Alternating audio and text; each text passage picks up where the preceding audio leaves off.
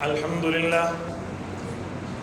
لله وكفى وسلام على عباده الذين اصطفى أما بعد قال الله تبارك وتعالى ليغفر لك الله ما تقدم من ذنبك وما تأخر صدق الله العظيم۔ میرے معزز سامعین، اللہ رب العزت نے انبیاء کرام کو دنیا میں بھیج کر اپنی پہچان کروائی ہے۔ انبیاء کرام دنیا میں تشریف لائے ہیں، آ کر انہوں نے دین کی دعوت دی، لوگوں کو اللہ کی طرف بلایا اور انسانیت کو اللہ کا تعارف کروایا۔ حضرات انبیاء کرام علیہم السلام اللہ رب العزت کے نمائندہ ہیں جو امت کی رہنمائی کے لیے دنیا میں آتے ہیں۔ انبیاء علیہم السلام کی ذوات قدسیہ کون سی صفات کی حامل ہیں؟ حضرات انبیاء علیہم السلام کی صفات تو بہت ساری ہیں، جس صفت پہ آج ہم نے گفتگو کرنی ہے وہ ہے عصمت انبیاء علیہم السلام۔ حضرات انبیاء کرام معصوم ہیں۔ معصوم عن الخطا کا معنی اللہ نبی سے گناہ ہونے نہیں دیتے۔ اس کے متعلق آج ہم نے تفصیل عرض کرنی ہے، توجہ رکھیں۔ میں اس مضمون کو سمجھانے کے لیے، آپ کے ذہن کو اس مضمون کے قریب کرنے کے لیے ایک دو مثالیں آپ کی خدمت میں عرض کروں گا۔ دیکھیں، نبی اور امتی میں بڑے فرق ہیں۔ امتی اور نبی میں اگر میں یوں کہوں زمین و آسمان شاید بے جا ہو، عرش معلیٰ سے تحت الثری، اس کا بھی زیادہ فاصلہ ہے امتی اور نبی کے فرق مراتب میں۔ اور کہیں بندہ فرق مراتب نہ کرے، ایسے ہی بات کرنا شروع کر دے تو بقول شاعر گر فرق مراتب نہ کنی زندگی کی، تو یہ زندگی تک جا پہنچتا ہے بندہ۔ انبیاء علیہم السلام میں اور امت میں جو فرق ہیں، جسمانی بھی ہیں روحانی بھی ہیں۔ جسمانی فرق میں اگر ہم دیکھیں، نبی کی مٹی جو اٹھا کر نبی کا جسم بنایا جاتا ہے وہ جنت کی مٹی ہے، اور امتی کے لیے یہ بات نہیں ہے۔ نبی کی پیدائش کے بعد وہی صفات نبی کے جسم میں موجود ہوتے ہیں جس صفات والی پیدا کرتے وقت ان کی مٹی گوندی جاتی ہے۔ مثلا نبی کی مٹی جنت کی ہے تو جنت کی مٹی کے صفات لے کر نبی دنیا میں آتے ہیں۔ جنت میں خوشبو ہے، بدبو نہیں، اسی وجہ سے نبی کے جسم میں بھی خوشبو ہوتی ہے اور نبی کے پسینے سے بھی خوشبو آتی ہے۔ جنت کے اندر نیند نہیں ہے، آپ چاہو نیند کرو، وَلَكُمْ فِيهَا مَا تَشْتَهِي أَنفُسُكُمْ، ورنہ نیند نہیں ہے، مجبور نہیں ہوں گے۔ جیسے دنیا میں بندہ مجبور ہوتا ہے، نیند آ جاتی ہے، اس طرح جنت میں بندے نے مجبور نہیں ہونا، چاہو تو نیند کرو، چاہو تو نہ کرو۔ وہی صفت نبی کے جسم میں ہے۔ حق تو یہ تھا کہ نبی دنیا میں آئے ہیں، انہیں بھی نیند نہیں آنی چاہیے، لیکن نبی کا جسم یہ جنت والا ہے، یہ دنیا میں آیا، دنیا کے اثر کی وجہ سے نیند آئی، لیکن اس نیند کا فرق اللہ نے یوں رکھا ہے، ان عینی تنامان ولا ینام قلبی، نبی کی نیند میں نبی کا دل جاگتا ہے، نبی کی آنکھیں سوتی ہیں۔ نبی سو جائے دل تب بھی جاگتا ہے، نبی جاگے دل تب بھی جاگتا ہے۔ اور پھر اس کے ساتھ ساتھ انسان کے جسم سے جو فضلات خارج ہوتے ہیں، انبیاء علیہم السلام کے جسم سے خارج نہیں ہونے چاہیے، کیوں؟ وہ جنت کی مٹی لے کر دنیا میں پہنچے ہیں، لیکن دنیا کے اثر کی وجہ سے، دنیا کے خوراک کی وجہ سے یہ معاملہ ہوتا ہے، لیکن اس فضلات کے اندر اللہ رب العزت شفا رکھ دیتے ہیں۔ اس کی وجہ یہ جنت کی مٹی کا اثر ہے۔ الخصائص الکبریٰ میں حضرت ام لیلہ کا واقعہ موجود ہے۔ فرماتی ہے، میں رات کو اٹھی تو میں نے رسول اللہ صلی اللہ علیہ وسلم کے اس برتن کو دیکھا جس میں رسول اللہ پیشاب مبارک فرماتے تھے، میں نے پانی سمجھ کے پی لیا۔ صبح میں نے اللہ کے نبی کو عرض کیا، حضور پاک نے فرمایا، یا لیلہ انک لن تشتکی بطنک بعد یومک ھذا، قیامت تو آ جائے اگر تم زندہ رہو، تیرے پیٹ کو بیماری نہیں لگ سکتی۔ یہ فرق کیوں ہے؟ وہ جنت کے خاصہ لے کر آئے ہیں۔ اس فرق کی بنیاد پہ میں ایک بات مزید آپ کی خدمت میں عرض کروں۔ حدیث جبرائیل آپ نے پڑھی بھی ہے اور کئی بار سنی بھی ہے۔ حدیث جبرائیل کے اندر حضرت جبرائیل علیہ السلام نے حضور پاک علیہ السلام سے جو سوالات کیے ہیں اور حضور پاک علیہ السلام نے ان کے جوابات عطا فرمائے ہیں، ان سوال اور جواب میں ایک سوال یہ بھی تھا کہ یا رسول اللہ بتائیے عبادت کیسی ہو؟ تو حضور پاک علیہ السلام سے جبرائیل علیہ السلام نے یوں پوچھا کہ بتائیں احسان کا درجہ کیا ہے؟ تو حضور پاک نے فرمایا ان تعبد اللہ کأنک تراہ فإن لم تکن تراہ فإنہ یراک۔ یہ بخاری میں، مسلم میں، مشکات وغیرہ تمامی کتب میں موجود ہے۔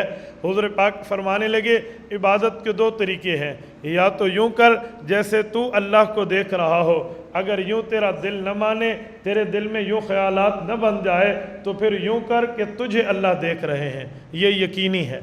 اس پر دو باتیں سمجھ آتی ہیں۔ حکیم الامت مجدد الملت شاہ حکیم اشرف علی تھانوی نور اللہ مرکزہ نے جو اس پر الفاظ کی تشریح پیش کی ہے نا، میں وہ اپنے الفاظ میں آپ کی خدمت میں آسان لفظوں میں ذکر کرنے لگا ہوں۔ فرمایا یہاں دو باتیں ہیں، ایسی عبادت کر تو اللہ کو دیکھ رہا ہے، تیرا یوں یقین نہ بن سکے تو یوں کر کہ اللہ تجھے دیکھ رہے ہیں۔ یہاں جو فرق کیا ہے وہ اسی لیے فرق کیا ہے کہ نبی اور امتی کی عبادت میں فرق سمجھ آئے۔ نبی کی عبادت اور طرح کی، امتی کی عبادت اور طرح کی۔ نبی کی عبادت خدا کے مشاہدے والی ہے، نبی اللہ کو دیکھے، اللہ نبی کو دیکھے، لیکن امتی کی عبادت مشاہدے والی نہیں، غیبوبت والی ہے۔ امتی خدا کو نہیں، خدا امتی کو دیکھتا ہے۔ تو یہ فرق ہے، اس فرق کی بنیاد پہ نبی اور امت میں فرق کیا گیا ہے۔ مقالات حکمت میں حکیم الامت حضرت مولانا اشرف علی تھانوی نور اللہ مرکزہ نے اس پر ایک جملہ مزید سمجھانے کے لیے عرض کیا ہے۔ فرمایا اگر تم دیکھو امتی اور نبی کا فرق تو تمہیں شہید اور نبی کی موت میں فرق نظر آئے گا۔ کہا شہید جب دنیا سے جاتا ہے اللہ اسے زندہ فرما رہے ہیں۔ شہید زندہ کیوں ہے؟ تو قرآن کریم نے اس کی وجہ بتائی ہے، لمن یقتل فی سبیل اللہ۔ دوسری آیت میں الذین قتلوا فی سبیل اللہ، کہ اس کی موت رب کے راستے کو دیکھنے کی وجہ سے آئی ہے۔ اس نے سبیل اللہ کو دیکھا ہے جس کی وجہ سے اس کی موت آئی اور یہ زندہ ہو گیا، اس کو حیات جاویدہ مل گئی ہے۔ حضرت تھانوی فرماتے ہیں شہید تو امتی ہے، امتی نے خدا کی راہ دیکھی اور شہادت پالی تو اس سے زندگی ہے۔ نبی تو ڈائریکٹ خدا کو دیکھنے والا ہے۔ اگر شہید مقتول فی سبیل اللہ ہو کر زندہ ہے تو نبی مقتول فی اللہ ہو کر اس سے بڑھ کے زندہ ہے۔ اس سے سمجھ آتا ہے نبی اور امتی کے فرق کیا ہے۔ اس سے بڑھ کے میں اور کیا فرق آپ کی خدمت میں عرض کروں؟ میں نے صرف اشارے آپ کی خدمت میں عرض کیے ہیں تاکہ میں آپ کو مسئلہ سمجھا پاؤں کہ عصمت انبیاء کا مسئلہ کیا ہے، عصمت انبیاء کے دلائل کیا ہیں، اسے قریب الاذہان کرنے کے لیے کون کون سی مثالوں کو ٹچ کیا جا سکتا ہے، اور دلیل کی دنیا میں ان مثالوں اور دلائل کے ذریعے بندہ بات کر سکتا ہے۔ آپ توجہ رکھیں، میں اس مضمون کو شروع کرنے لگا ہوں۔ عصمت انبیاء، عصمت کا لفظی معنی میں نے آپ کو بتایا، معصوم، عصمت بچ جانا۔ اللہ رب العزت نبی کو گناہ سے بچا لیتے ہیں، اس کی وجہ نبی گناہ سے بچتا ہے۔ اس کی وجوہات پہ عقلی وجوہات میں پہلے پیش کرتا ہوں تاکہ کامن سینس کے ذریعے بات عقل میں بیٹھے، پھر اس پہ احادیث اور آیات کی دلائل چلائیں گے۔ دیکھیں انبیاء علیہ السلام کا مرتبہ دنیا میں خدا کے بعد بہت بڑا ہے۔ بعد از خدا بزرگ تو ہی قصہ مختصر، یہ درجہ نبی کا ہے۔ اللہ نبی کو دنیا میں بھیجتے ہیں، اتنا بڑا درجہ، اتنا بڑا مرتبہ، اتنا بڑا مقام، اتنی بڑی حیثیت اور ویلیو دے کر جب نبی دنیا میں آئے ہیں تو ان کے بارے میں کہا گیا ہے کہ انہیں اللہ والے اخلاق نصیب ہیں، اور اللہ والے اخلاق ہیں جس کی بنیاد پہ یہ امت میں چلتے ہیں۔ اور نبی اللہ کا نمائندہ بن کے آتے ہیں، اور نبی ابدیت کے اندر یہ مجسمہ پیکر و وفا بن کے آتے ہیں، اور اللہ رب العزت کی ذات کے اندر ہر وقت مستغرق رہتے ہیں۔ بلکہ صرف دنیا میں نہیں، نبی وفات کے بعد بھی خدا پاک کی تجلیات میں محو، مشغول، مستغرق رہتے ہیں، اس حد تک کہ ابو داود کے اندر روایت موجود ہے، جلد اول صفحہ 279 پہ حضرت ابو ہریرہ رضی اللہ تعالیٰ عنہ سے روایت ہے، حضور پاک فرماتے ہیں ما من احد یسلم علی الا رد اللہ علیہ روحی حتی ارد علیہ السلام، وفات کے بعد میری قبر پہ کوئی امتی آیا اور اس نے سلام پڑھ لیا تو اللہ میری توجہ اس امتی کی طرف لوٹائیں گے یہاں تک کہ میں اس کے سلام کا جواب دوں گا۔ پوری حدیث پہ بات مقصود نہیں ہے، میں صرف رد اللہ علیہ روحی پہ بات کرتا ہوں۔ یہ جو حضور نے فرمایا ہے کہ اللہ میری توجہ لوٹا دیں گے، یہ روح لوٹانے کا معنی نہیں ہے، الہ کے ساتھ صلہ نہیں ہے، اللہ کے ساتھ ہے۔ تو جو فرمایا میری توجہ لوٹا دیں گے، کیا معنی؟ حضور کی توجہ کہاں تھی؟ وفات کے بعد نبی کی توجہ اللہ کی تجلیات میں محو ہے، مستغرق ہیں، مشغول ہیں، خدائی معاملات میں ہے۔ امتی پہنچا، اس نے سلام کیا، توجہ ادھر سے ادھر آئی، جواب مل گیا۔ تو پتہ چلا نبی دنیا میں یا دنیا کے بعد ہو اپنے خدا سے کا تعلق میں رہتے ہیں، اپنے خدا سے متعلق رہتے ہیں، ہر وقت اللہ رب العزت سے رابطہ رہتا ہے۔ اللہ رب العزت نے جتنی خوبیاں، جتنے صفات، جتنے اچھائیاں، جتنی کمالات اس وقت کی امت میں رکھے ہوتے ہیں، نبی کو ان سب سے بڑا رتبہ دے کر اللہ دنیا میں بھیجتے ہیں۔ وہ تمام صفات اور کمالات کا جامع بن کے نبی دنیا میں آتا ہے۔ آپ دیکھتے نہیں ہیں حضرت ابراہیم علیہ السلام کے دور میں جن لوگوں نے سب سے بڑی سزا تجویز کی ہے وہ کیا ہے؟ آگ میں جلا کے اسے بھسم کر دو، خاکستر کر دو، راکھ کر دو، جلا دو، اس کا نام و نشان ختم کر دو۔ لیکن اللہ نے نبی کو وہ مقام دیا ہے کہ وہ آگ بھی اسے کچھ نہیں کہتی۔ تو پتہ چلا نبی اپنی امت میں اس انداز میں آتے ہیں کہ وہ سب سے بڑا کمال لے کر آتے ہیں۔ موسیٰ علیہ السلام کے دور کا واقعہ دیکھ لینا، وہ جادوگروں نے اپنی جادوگری کے ذریعے غلبہ حاصل کرنا چاہا ہے تو اللہ نے نبی کو وہ مقام دیا ہے کہ جادوگروں کی جادوگری بھی ختم ہوئی اور وہ جادوگر گر کر کہتے ہیں آپ پہ ہم ایمان لائے ہیں، آپ کے خدا پہ ایمان لائے ہیں۔ پتہ چلا نبی کا رتبہ، نبی کا کمال، نبی کا مقام امت کے لوگوں میں سب سے بڑا ہوتا ہے۔ حضرت سلیمان علیہ السلام کے دور میں یہ جو نجومی لوگ تھے، یہ جادو کے ذریعے کسی کو ایک پہاڑ سے اٹھا کے دوسرے پہاڑ تک اڑا دیتے تھے۔ اتنا بڑا جادو، یا بعض بندے کوئی سانپ کا سر کھلا کر یوں اڑنے کی چھوٹی بہت کیفیت لے لیتے تھے۔ تو قرآن پاک نے نہیں بتایا وَسُلَيْمَانَ الرِّيحَ غُدُوُّهَا شَهْرٌ وَرَوَاحُهَا شَهْرٌ، قوم کو جو چیز ملی ہے اس سے بڑھ کے نبی کو ملی ہے۔ تم ایک پہاڑی سے دوسری پہاڑی تک اڑاتے ہو، نبی کو رب نے مقام یہ دیا ہے کہ وہ 1 مہینے کا سفر صبح سے شام تک اس کا تخت کر جاتا ہے۔ تو اس سے سمجھ آتا ہے جو امتیوں کے پاس جو طاقت ہو، اللہ نبی کو وہ طاقت ان سب سے بڑھ کے دیتے ہیں۔ یہ ان کا معاملہ، اور پھر یہ جادوگری آگے تک چلی ہے۔ حضرت عیسیٰ علیہ السلام کے دور میں جو اللہ نے انہیں معجزات دیے ہیں، مائدہ کا معجزہ آپ کے سامنے ہے، میں اشارے کر رہا ہوں، میں تفصیل نہیں چلاتا۔ مائدہ کا معجزہ آپ کے سامنے ہے، انفق الطیر باذن اللہ کا معجزہ ہے، احیی الموتیٰ باذن اللہ کا معجزہ ہے۔ یہ تمام معجزات حضرت عیسیٰ علیہ السلام کو دیے۔ پتہ چلا نبی اپنی امت میں سب سے بڑے کمال اور جمال لے کر دنیا میں اللہ رب العزت نبی کو بھیجتے ہیں۔ اس پر میں ایک بات مزید آپ کی خدمت میں عرض کروں، سرور کائنات حضرت محمد مصطفیٰ احمد مجتبیٰ صلی اللہ علیہ وآلہ وسلم کو دیکھ لیں، اللہ پاک نے انہیں بھی وہی مقام عطا فرمایا ہے، بلکہ ان سب سے بڑھ کے عطا فرمایا ہے۔ قوم کی عربیت اتنی ہے کہ ان کے غلام بھی 100 شعر کا قصیدہ یوں انگلیوں میں پڑھ لیتے ہیں، عربی میں گفتگو یوں انگلیوں پہ بات کرتے ہیں، زبان کی نوک پہ ان کے کلمات اور قصائد موجود ہوتے ہیں۔ لیکن رسول اللہ صلی اللہ علیہ وسلم کو جو معجزہ ملا ہے وہ کلامی معجزہ ملا ہے۔ پہلے چیلنج آیا اس جیسا قرآن لاؤ، نہیں لا سکتے تو 10 صورتیں لاؤ، وہ نہیں لا سکتے تو 1 صورت لے کر آؤ، 1 صورت اس کے مقابلے میں مکہ کے لوگ نہ لا سکے۔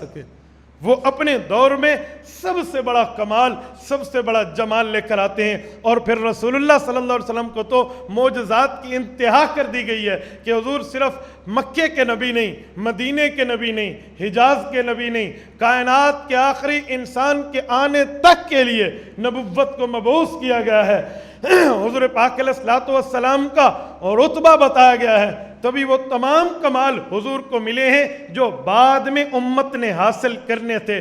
مثلا آج امت ٹیلی فون پہ گفتگو کرتی ہے، تار کے ذریعے سائنس نے ترقی کی ہے، موبائل اور سیل فون آئے ہیں، بندہ کال پہ بات کرتا ہے بغیر کسی کیبل کے، وائرلیس بندہ بات کرتا ہے، اور اللہ نے نبی کو مقام دیا ہے۔ آپ اٹھائیے سیاح کی روایات، حضرت جعفر، حضرت عبداللہ بن رواحہ اور حضرت زید بن حارثہ رضی اللہ عنہم موتا کے اندر اردن میں موجود ہے، حضور پاک مدینہ میں بیٹھ کر اللہ کے حکم سے خبر دے رہے ہیں۔ جو امت نے بعد میں کسی واسطے سے گفتگو کرنی تھی، نبی کو اللہ نے اس سے بڑھ کے مقام عطا فرمایا ہے۔ بعد میں امت نے آ کے جہازوں پہ، پلین پہ سفر کرنا تھا، جیٹ طیاروں پہ، تو اللہ نے نبی علیہ السلام کو براق پہ سفر کرا کے دکھایا ہے، اور پھر امت نے شٹل لے کر سیاروں تک، تاروں تک، پتہ نہیں کہاں کہاں تک ریسرچ کرنا تھا، تو اللہ نے رسول اللہ کو آخر زمانے تک کا نبی بنایا۔ تو ایسی طاقت، ایسا کمال، ایسا جمال، ایسی حیثیت، ایسا مقام حضور پاک کو عطا فرمایا ہے کہ وہ تہاں تک تمہارے جہاز نہیں پہنچ سکتے، حضور وہاں تک ہو کر آئے ہیں۔ استاد ذی المکرم کے لفظ میں فرمانے لگے، مجھے کسی نے کہا فلاں نے ترقی کر لی ہے، مغرب نے ترقی کر لی ہے، انگریز چاند پہ پہنچ گیا ہے، مسلمان تم نے کیا کیا؟ استاد جی فرماتے ہم نے کہا چھوڑو، کیا انگریز چاند پہ پہنچ گیا ہے، ہمیں یہ سطحی قسم کی نیچ مثالیں دیتے پھرتے ہو، میں اس نبی کا کلمہ پڑھنے والا امتی ہوں، میرا نبی تو عرش معلیٰ تک پہنچا ہے، میرا نبی تو وہاں تک پہنچا ہے۔ یہ تمام اشارے میں نے صرف اسی وجہ سے رکھے ہیں تاکہ پتہ چلے نبی اپنے دور میں سب سے بڑا مقام لے کر آتے ہیں۔ امت کو جو چیزیں ملتی ہیں نا، اس سے بڑھ کے نبی کو بیراور کر دیا جاتا ہے۔ یہ سب سے بڑی حیثیت اور جو ہے نا طاقت میں نبی دنیا کے اندر بھیجا جا سکتا ہے۔ یہ چند اشارے اگلے مضمون کو سمجھانے کے لیے سہل انداز میں میرے پیش کیے ہیں۔ اب جب نبی دنیا میں آیا، اللہ کا اخلاق لے کر آیا، اب نبی کو دنیا میں اللہ گناہوں سے پاک رکھتے ہیں۔ عصمت کی بات توجہ رکھنا، گناہوں سے پاک رکھتے ہیں، اس کی بہت سی وجہ ہیں، آیات بھی ہیں، احادیث بھی ہیں، امت کا اجماع بھی ہے، عقلیات بھی ہے، لیکن میں عقلیات کی بات کو آپ کے سامنے ذرا پہلے نقل کرتا ہوں تاکہ آپ کا ذہن اس معاملے کو قبول آسانی سے کر سکے۔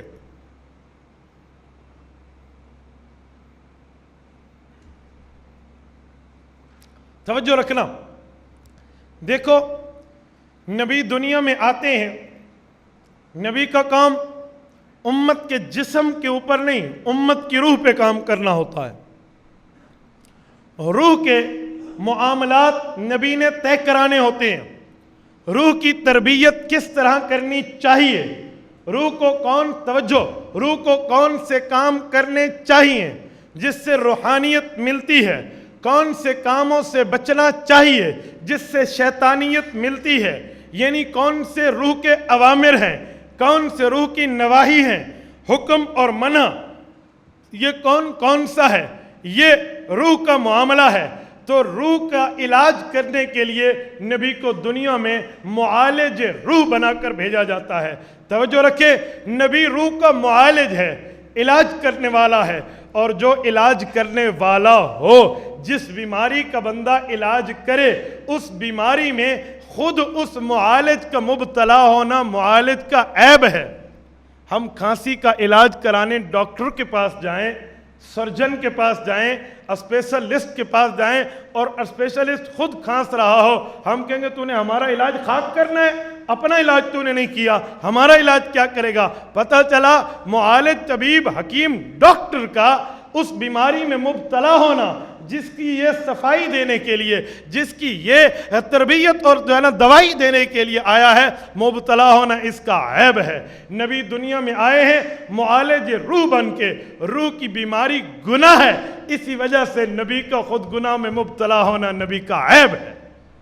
اللہ نبی کو گناہوں سے محفوظ رکھتے ہیں، اس کی وجہ یہ ہے کہ نبی معالج روح ہے، اور روح کا بیماری جو ہے وہ گناہ ہے، روح کی بیماری نافرمانی ہے، روح کی بیماری جو ہے اللہ رب العزت کا انکار ہے، اور شریعت کی جو ہے نا بالادستی قائم کرنا نہیں ہے، اسی لیے نبی کو ان معاملات میں نہیں رکھا جاتا۔ کیوں؟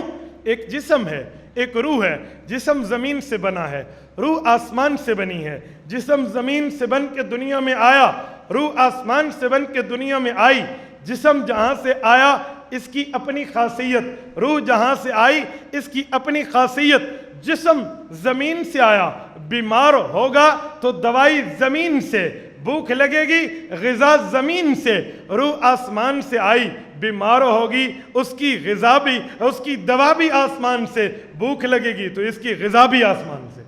یہ روح کا معاملہ ہے۔ کیوں؟ جو کسی جگہ سے بندہ ریلیٹڈ ہو نا، اس کی نسبت اس سے ہو تو اس کے اثرات لے کر آتے ہیں۔ مثلا میں اس کی ایک آسان مثال آپ کو یوں دیتا ہوں تاکہ آپ کے لیے آسانی ہو۔ جو طالب علم جس ادارے سے فاضل ہو، جس مدرسے سے فاضل ہو، اور وہ طالب علم جائے اس ادارے کے فاضل بن کے کسی جگہ جائے تو اپنے ادارے، اپنے مدرسے، اپنے اساتذہ، اپنے مربین کی تربیت کا اثر اس پہ نظر آتا ہے۔ ریونٹ سے فاضل ہے تو پگڑی اور اس کی شکل بتائے گی ریونٹ سے فاضل ہے۔ وہ کسی اور مدرسے سے فاضل ہے وفاق کے، اس کی شکل بتائے گی، وہ اس کے استاد کا طور اور طریقہ اس طالب علم پہ ہوگا۔ کیوں؟ یہ جہاں سے آیا ہے وہیں کی صفات لے کر آیا ہے۔ روح آسمان سے آئی، اس کی دوا غذا بھی آسمان سے، جسم زمین سے آیا، اس کی دوا غذا بھی زمین سے۔ تو نبی علیہ السلام روح کے معالج ہیں۔ جب یہ گناہ میں نبی خود نعوذ باللہ مبتلا ہوں گے تو نبی کا عیب ہوگا۔ اسی وجہ سے اللہ فرماتے ہیں لِنَصْرِفَ عَنْهُ السُّوءَ وَالْفَحْشَاءَ، سورۃ نمبر 12 سورۃ یوسف آیت نمبر 24 فرمایا کہ ہم نبی کو گناہوں سے دور رکھتے ہیں۔ نبی کو گناہوں سے دور رکھنے کی بنیادی وجہ یہی ہے جو میں نے عقلی دنیا میں آپ کے سامنے پیش کی ہے۔ اب توجہ رکھیں، اگر نبی کو عصمت کے عقیدے سے متصف نہ مانا جائے، معصوم نہ مانا جائے، تو بہت سے معاملات ایسے ہیں جو شریعت کے معاملے میں سوراخ کھل جائیں گے، ایک ایک بات پہ نقطہ آ جائے گا، ایک ایک بات پہ اعتراض چلتا چلا جائے گا، تکذیب دین لازم آئے گا۔ وہ کیسے؟ ہم کہیں گے اگر خدا نہ خواستہ نبی گناہ گار ہے تو نبی الیکشن سے نہیں سلیکشن سے بنے ہیں۔ نبی کو اللہ نے پسند کر کے دنیا میں بھیجا ہے، اور بادشاہ کسے اپنا نمائندہ بنائے تو وہ تو سوچ سمجھ کے بناتے ہیں کہ یہ میرا نمائندہ میری مخالفت نہ کرے، تو خدا نے ایسا نمائندہ بنا دیا جو گناہ کر کے خدا کی مخالفت کر رہا ہے۔ تو یہ تو ایک اعتراض آ گیا۔ ایک مزید اعتراض بھی آتا ہے کہ جب بادشاہ کسی کو اپنا نمائندہ بناتے ہیں تو اپنے جیسا متعین کرتے ہیں تاکہ وہ جہاں بھی ہو ہماری نمائندگی کرے، اور نبی اگر گناہ کرے تو نمائندگی خدا کی نہیں ہے، نمائندگی تو نعوذ باللہ شیطان کی ہے۔ نبی نمائندہ شیطان نہیں ہے، نمائندہ خدا ہے، نبی گناہوں سے معصوم ہے۔ اور اس پر ایک بات مزید آپ کی خدمت میں عرض کروں، نبی اخلاق کے اعلیٰ درجے پہ ہوتے ہیں۔ جو اخلاق والا ہوتا ہے وہ تو بد اخلاقی نہیں کرتا، چاہے جائے کہ گناہ کرے، چاہے جائے کہ اللہ کی نافرمانی کرے۔ اور اخلاق کا رسول اللہ صلی اللہ علیہ وسلم سے تعلق ایسا ہے، حضور پاک علیہ الصلوۃ والسلام نے نمازیں پڑھی ہیں، لمبی لمبی نمازیں۔ سیدہ ام المؤمنین حضرت عائشہ صدیقہ رضی اللہ تعالی عنہا فرماتی ہیں رأیت قدم رسول اللہ، میں نے اللہ کے رسول کے قدم مبارک کو نماز کے دوران دیکھے، حتی ورمت، آپ علیہ الصلوۃ والسلام کے قدم مبارک میں ورم آ جاتا، درد ہونے لگ جاتا، شل ہو جاتے، اتنی لمبی نماز پڑھتے۔ میں نے پوچھا اللہ نے تو آپ کے اگلے پچھلے گناہ معاف کر دیے ہیں، آپ پھر بھی اتنی عبادات میں مصروف اور محنت کرتے ہیں؟ تو فرمایا یا عائشہ افلا اکون عبدا شکورا، جب اللہ نے میرے اوپر احسان کیا تو میں کیا اللہ کو شکر گزار بندہ نہ بنوں؟ اس سے کیا سمجھ آتا ہے؟ نبی علیہ الصلوۃ والسلام کی نماز تھی تو اللہ رب العزت نے کیا فرمایا؟ طٰہٰ ما انزلنا علیک القرآن لتشقیٰ، آپ اپنے آپ کو مشقت میں مت ڈالیے، اپنے آپ کو تکلیف میں مت ڈالیے، اتنا زیادہ آگے مت جائیے۔ اور دوسری جگہ کیا فرمایا؟ قم اللیل الا قلیلا نصفہ او انقص، پوری رات تو نہیں، آدھی رات، چاہے اس سے بھی کم حصہ آپ عبادت کریں، اتنا لمبا نہ کریں۔ اللہ نے روک دیا۔ آپ علیہ الصلوۃ والسلام کے سامنے امت کا معاملہ آیا ہے، رسول اللہ کے دل میں ہنڈیے کے ابھرنے کی طرح جو ہے نا آواز آتی تھی، تو اللہ رب العزت نے فرمایا ما انزلنا علیک القرآن لتشقیٰ، قرآن اس لیے نہیں اترا آپ مشقت میں پڑ جائیں، اب اپنی جان کو ان کے پیچھے ختم کر پھریں، یوں نہ کریں۔ ان معاملات پہ اللہ نے نبی کو روکا ہے، لیکن جب اخلاق کا معاملہ آیا ہے نا، خلق عظیم کا معاملہ آیا ہے، کسی کے ساتھ اچھائی کا معاملہ آیا ہے، تو اللہ نے روکا نہیں ہے، تسلی دیتے ہوئے فرمایا انک لعلی خلق عظیم، تیرے اخلاق بہت اچھے ہیں، شاباش تیرے اخلاق بہت اچھے ہیں، آگے چلایا ہے۔ تو رسول اللہ تو اتنے اخلاق والے ہیں، اس لیے گناہ کی بات ان سے متصور نہیں ہے۔ اخلاق حسنہ، اوصاف جمیلہ، محامد و مکارم سے آراستہ و پیراستہ کر کے نبی کو دنیا میں بھیجا جاتا ہے۔ بلکہ اس پر میں مزید ایک دلیل قرآن کریم کی بھی یہاں ٹچ کروں کہ قرآن کریم میں اللہ نے تو یہ صفت صحابہ کی دی ہے، صحابہ کے لیے یہ صفت بیان فرمائی ہے۔ وہ کیا بیان فرمائی؟ وَزَيَّنَهُ فِي قُلُوبِكُمْ وَكَرَّهَا، کیا فرمایا؟ ایمان کو تمہارے دلوں کے اندر ہم نے خوبصورت کر کے ڈال دیا ہے۔ خوبصورت تو وہ ہوتا ہے جس سے کوئی نافرمانی ممکن نہ ہو، خوبصورت تو وہ ہے جس میں کوئی برائی نہ ہو۔ جب اس کے شاگرد کا ایمان اس حد تک خوبصورت ہے جس کی تعریف اللہ کر رہے ہیں، تو خود نبی کتنا خوبصورت ہوگا، اس کے بارے میں کیا آپ گناہ کی بات کرتے پھریں؟ اور پھر ایک بات مزید آپ کی خدمت میں عرض کریں، اگر نبی کو گناہ گار مانا جائے تو خدا کی ناشکری لازم آتی ہے۔ وہ کیسے؟ بادشاہ کسی کو نمائندہ بنائے تو وہ تو اپنے بادشاہ کا خیال کرتا ہے کہ میں کوئی ایسا کام نہ کروں کہ حکومت شرمندہ ہو، تو نبی کو خدا نے نمائندہ بنایا، نبی نعوذ باللہ گناہ کرتے پھریں گے کہ میرے خدا پہ حرف آئے؟ یوں بھی نہیں ہو سکتا، یوں نہیں کہا جا سکتا۔ دربار شاہی کی رعایت کرتے ہیں نمائندگان شاہی، تو نمائندہ خدا بھی اللہ رب العزت کی رعایت کرتے ہیں۔ اور اللہ نے تو حضرت عویمر بن سعیدۃ الانصاری رضی اللہ تعالیٰ عنہ کی روایت یہ مستدرک حاکم کتاب معرفت الصحابہ میں موجود ہے، فرمایا ان اللہ اختارنی، اللہ نے تو مجھے چنا ہے، ان اللہ اختارنی، اللہ نے مجھے چنا ہے۔ اور پتہ چنا کیسے جاتا ہے؟ کبھی آپ اپنے سوٹ خریدنے جائیں، اپنے لیے پھل فروٹ خریدنے جائیں، اپنے لیے چیزیں خریدنے جائیں، تو 20 چیزیں، 20 قسم کے تھان، 20 قسم کے پھل فروٹ منڈی والا یا بازار یا کلاتھ ہاؤس کپڑے والا آپ کے سامنے مختلف آئٹمز لگا دے گا۔ آپ نے ہر آئٹم تو نہیں لینا، آپ نے تو وہ لینا ہے جو آپ کے لیے بہتر ہو، آپ اپنے لیے بہتر چن کے لیں گے۔ تو اللہ نے تو چن کے نبی کو بھیجا ہے، سلیکٹ کر کر کے امت میں انبیاء کو اللہ رب العزت بھیجتے ہیں، تو ان سے بھی گناہ کا تصور نہیں ہے۔ اب اس پر ایک بات مزید میں آپ کی خدمت میں لغوی طور پہ اس کا معنی عرض کروں۔ یہ عصمت کا لغوی اور اصطلاحی معنی اس پہ بیان کرتے وقت ایک دو باتیں آپ سمجھ لیں۔ بعض حضرات نے اس کا معنی کیا ہے عدم القدرت علی المعصیہ۔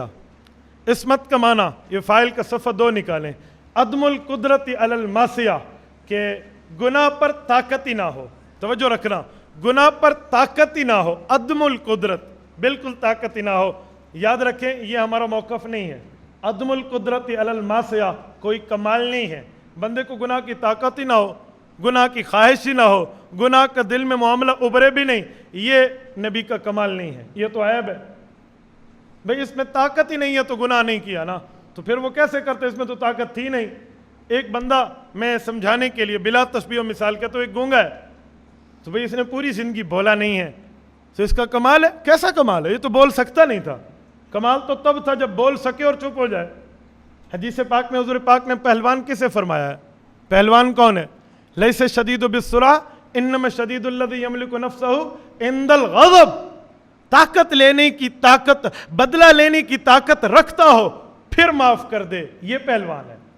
بدلہ لینے کی طاقت، ایک تو یہ بدلہ لے ہی نہیں سکتا نا، پھر تو وہ تو جو الٹے بانس بریلی کے وہ کرتا پھرے، وہ تو مسئلہ نہیں ہے، لیکن اس کو طاقت ہے، بدلہ لے سکتا ہے لیکن نہیں لے رہا مسلمان بھائی سے، تو اس کا معنی ہے یہ جو ہے نا کیا کہتے ہیں، پہلوان ہے۔ تو یہ کمال ہے، طاقت ہے ہی نہیں بدلہ لے سکنے کی، اب کون سا کمال ہے؟ تو نبی میں گناہ کی قدرت ہی نہیں ہے، بالکل نہیں ہے، تو پھر کون سا کمال ہوا؟ پھر تو مجبور محض ہوئے۔ تو نبی میں اللہ رب العزت یہ صفات رکھ کے بچا لیتے ہیں، ہے لیکن نہیں کرتے، ہے لیکن گناہ نہیں کرتے، اللہ کی نافرمانی نہیں کرتے، اب کمال ہے، اب نبی کا کمال بنا ہے۔ اسی لیے عدم القدرت علی المعصیہ نہیں ہے، بلکہ ترک القدرت علی المعصیہ لے لیں۔ عدم اور ترک کا فرق آپ سمجھے ہیں نا؟ ترک رفع دین کا مسئلہ پڑھا ہے آپ نے؟ ترک آپ پڑھیں گے، ہماری جب غیر مقلدین سے بحث ہوتی ہے نا تو وہ روایات رفع الیدین کی پڑھنا شروع کر دیتے ہیں، اور ہمارے بعض لوگ سمجھتے ہیں ہمارا دعویٰ جو ہے وہ ترک رفع الیدین، وہ جو ہے نا عدم رفع دین کا ہے۔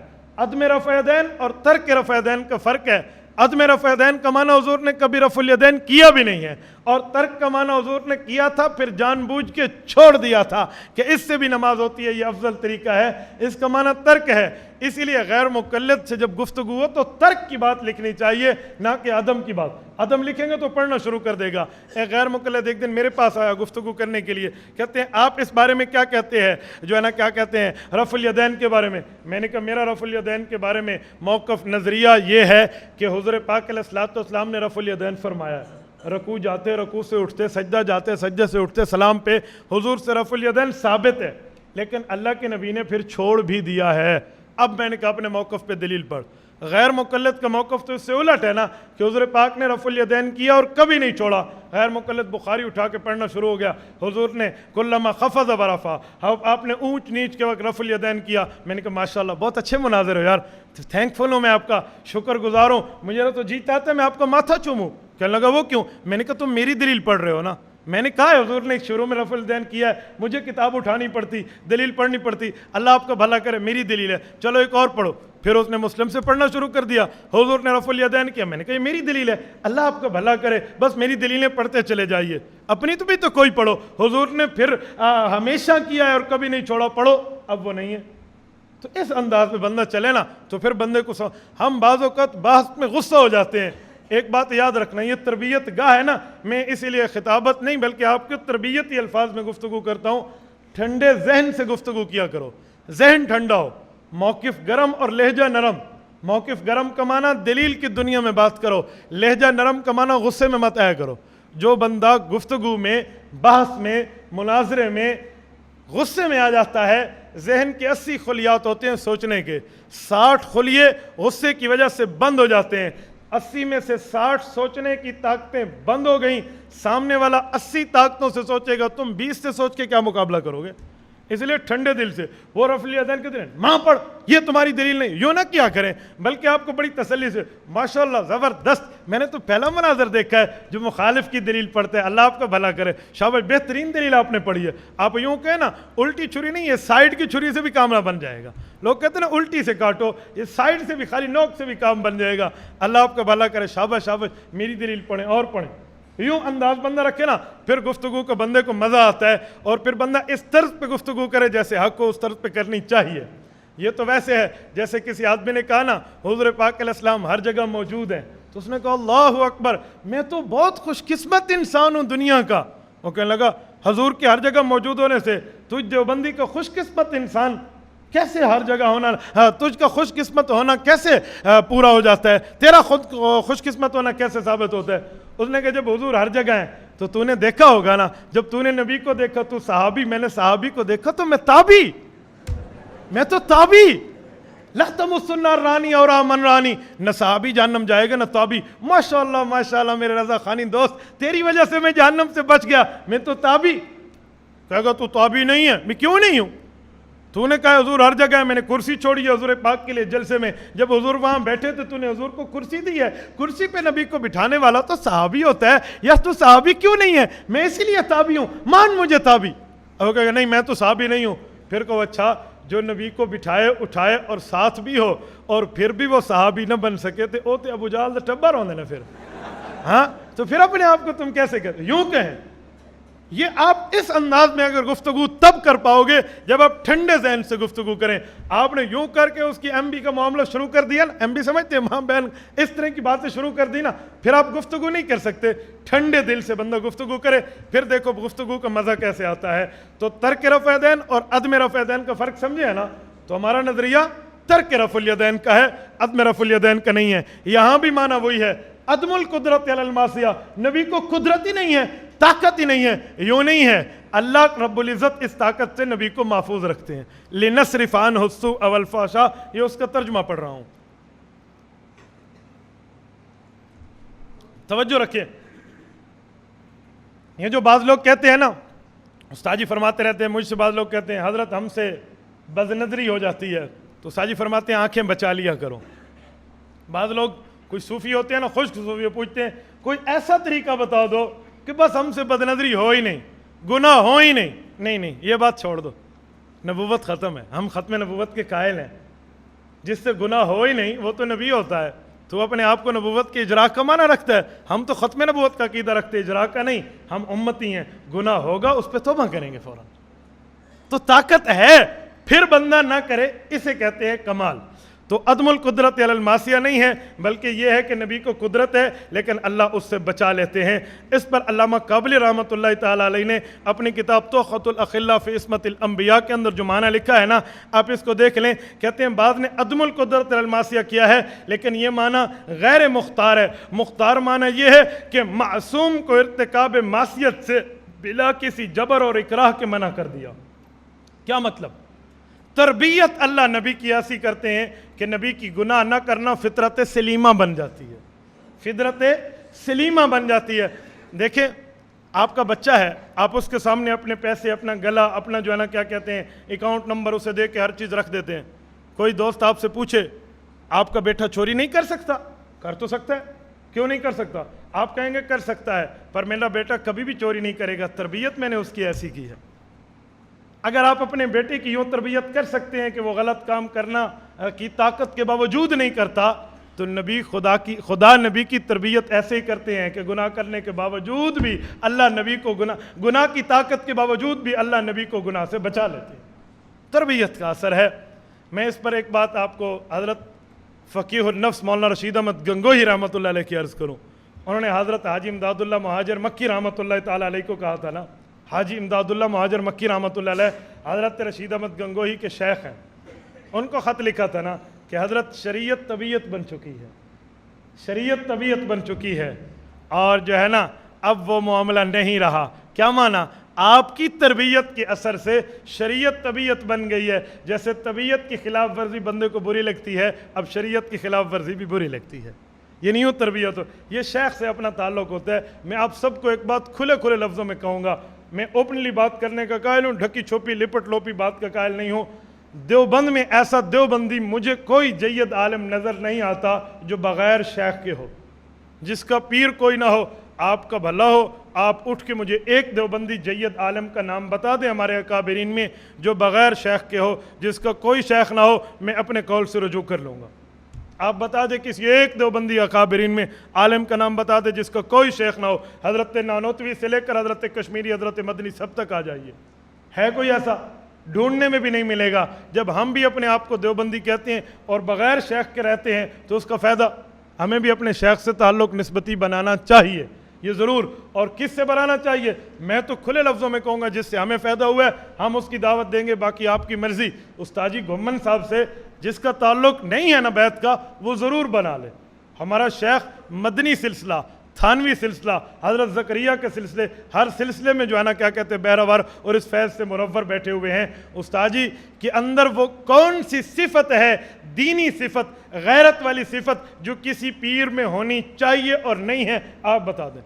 شاید مجھے تو نظر نہیں آتا. میدان سیاست کے بھی امام ہیں، استاد جی کے مضامین اخبارات میں ہیں. میدان تصوف آپ کے سامنے ہے، میدان مناظرہ آپ کے سامنے ہے، میدان جو ہے نا کیا کہتے ہیں عسکریت کے میدان میں استاد جی نے وہاں جو ہے نا پورے کا پورا معاملہ وہاں سامنے ہے.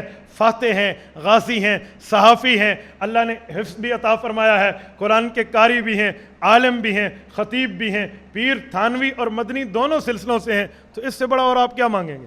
یہ وجہ ہے ہمارے شیخ صاحب میں حضرت مدنی سے بھی واسطہ ہے، حضرت تھانوی سے بھی واسطہ ہے. حضرت مدنی تحریک کے امام ہیں، حضرت تھانوی تصوف کے معاملے میں بڑے ہیں اور نظم کے معاملے میں ہیں. حضرت تھانوی کے ہاں 12 بجے کمانا 12 بجے ہوتا تھا، اس وجہ سے نظم استاجی میں حضرت تھانوی کی وجہ سے آیا ہے، تحریک کا مادہ حضرت مدنی کی وجہ سے آیا ہے.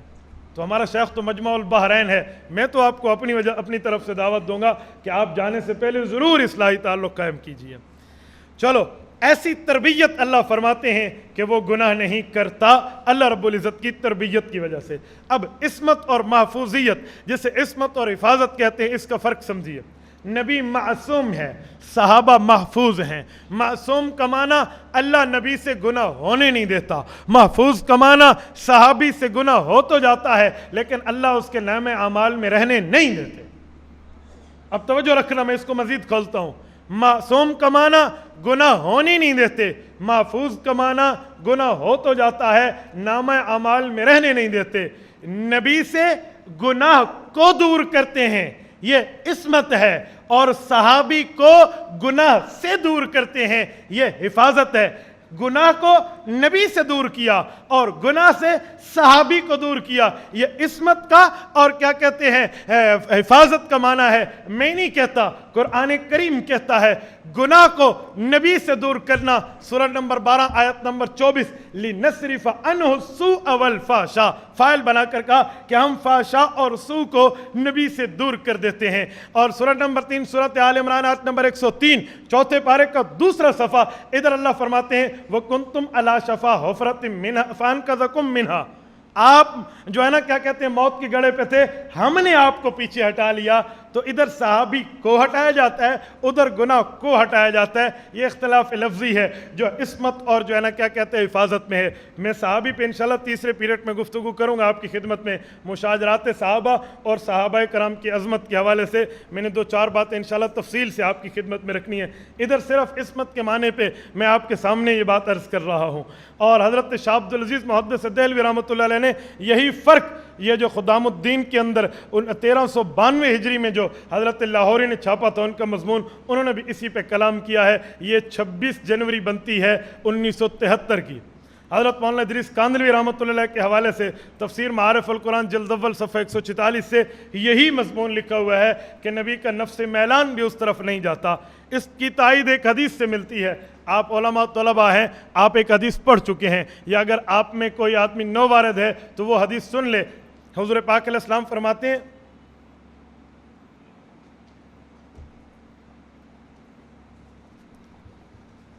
ہر بندے کے ساتھ ہم ذات ہے، اس کا نفس ہے۔ صحابہ نے پوچھا یا رسول اللہ آپ کے ساتھ بھی؟ فرمایا جی ہاں۔ تو کیا فرمایا؟ اللہ نے مجھے اس پہ قدرت دے دی ہے۔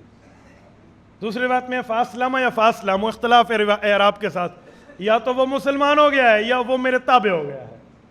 تو حضور پاک علیہ الصلوۃ والسلام تو اس حد تک جو ہے نا کیا کہتے ہیں بچے ہوئے ہیں۔ چلو ان تمام تعبیرات کا خلاصہ یہی بنتا ہے کہ حضور پاک علیہ السلام سمیت تمام انبیاء گناہوں سے معصوم ہوتے۔ اب ذرا چلتے ہیں دلائل کی طرف۔ دلائل عصمت انبیاء کے قرآن کریم میں کہاں کہاں موجود ہے؟ سورۃ مائدہ آیت نمبر 92، وَأَطِیعُوا اللَّهَ وَأَطِیعُوا الرَّسُولَ، اللہ رب العزت فرماتے ہیں نبی اور میری اطاعت کرو۔ اپنی اطاعت کے ساتھ اللہ نے نبی کی اطاعت کو جوڑا ہے، اور پھر اس کے بعد فرمایا فَإِن تَوَلَّيْتُمْ فَاعْلَمُوا أَنَّمَا عَلَىٰ رَسُولِنَا الْبَلَاغُ الْمُبِينُ، اگر تم نے منہ پھیرا تو یہ بات یاد رکھنا نبی کے ذمے صرف پہنچا دینا ہے۔ یہ اپنی اطاعت اور نبی کی اطاعت کو خدا نے ساتھ ساتھ جوڑا ہے۔ اس سے سمجھ آتا ہے کہ دونوں اطاعتوں کو ایک کرنا، آخر کوئی وجہ تو ہے نا کہ اللہ دونوں کو برابر کی بات فرما رہے ہیں۔ اگلی آیت سورۃ نور آیت نمبر 54، اطیعوا اللہ و اطیعوا الرسول، اس میں بھی یہی بات ہے۔ سورۃ نساء آیت نمبر 59، یا ایھا الذین آمنوا، ایمان والوں کی بات کر کے فرمایا اطیعوا اللہ و اطیعوا الرسول۔ ان آیات میں اللہ نے اپنی اطاعت کے ساتھ نبی کی اطاعت کا حکم دیا ہے۔ اگر نبی گناہ گار ہوتے، نبی سے غلطی ممکن ہوتی، نبی سے نافرمانی ممکن ہوتی، خلاف شریعت کام ممکن ہوتا، تو کبھی اللہ اپنی اطاعت کے ساتھ نبی کی اطاعت کو نہ جوڑتے۔ جو صیغہ اپنے لیے وہی صیغہ اللہ کے رسول کے لیے تو یوں نہ جوڑتے۔ اسی لیے اللہ رب العزت نے جوڑا ہے۔ یہ عصمت انبیاء کا عقیدہ اس میں دیا ہے، اس میں چھپا ہوا ہے۔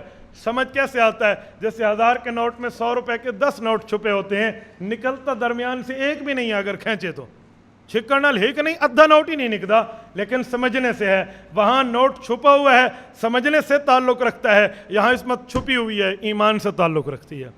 دلیل نمبر 4 سورۃ نساء آیت نمبر 80، وَمَن يُطِعِ الرَّسُولَ فَقَدْ أَطَاعَ اللَّهَ۔ اب توجہ رکھنا، جو نبی کی اطاعت کرے گویا یہی اللہ کی اطاعت کرنے والا ہے۔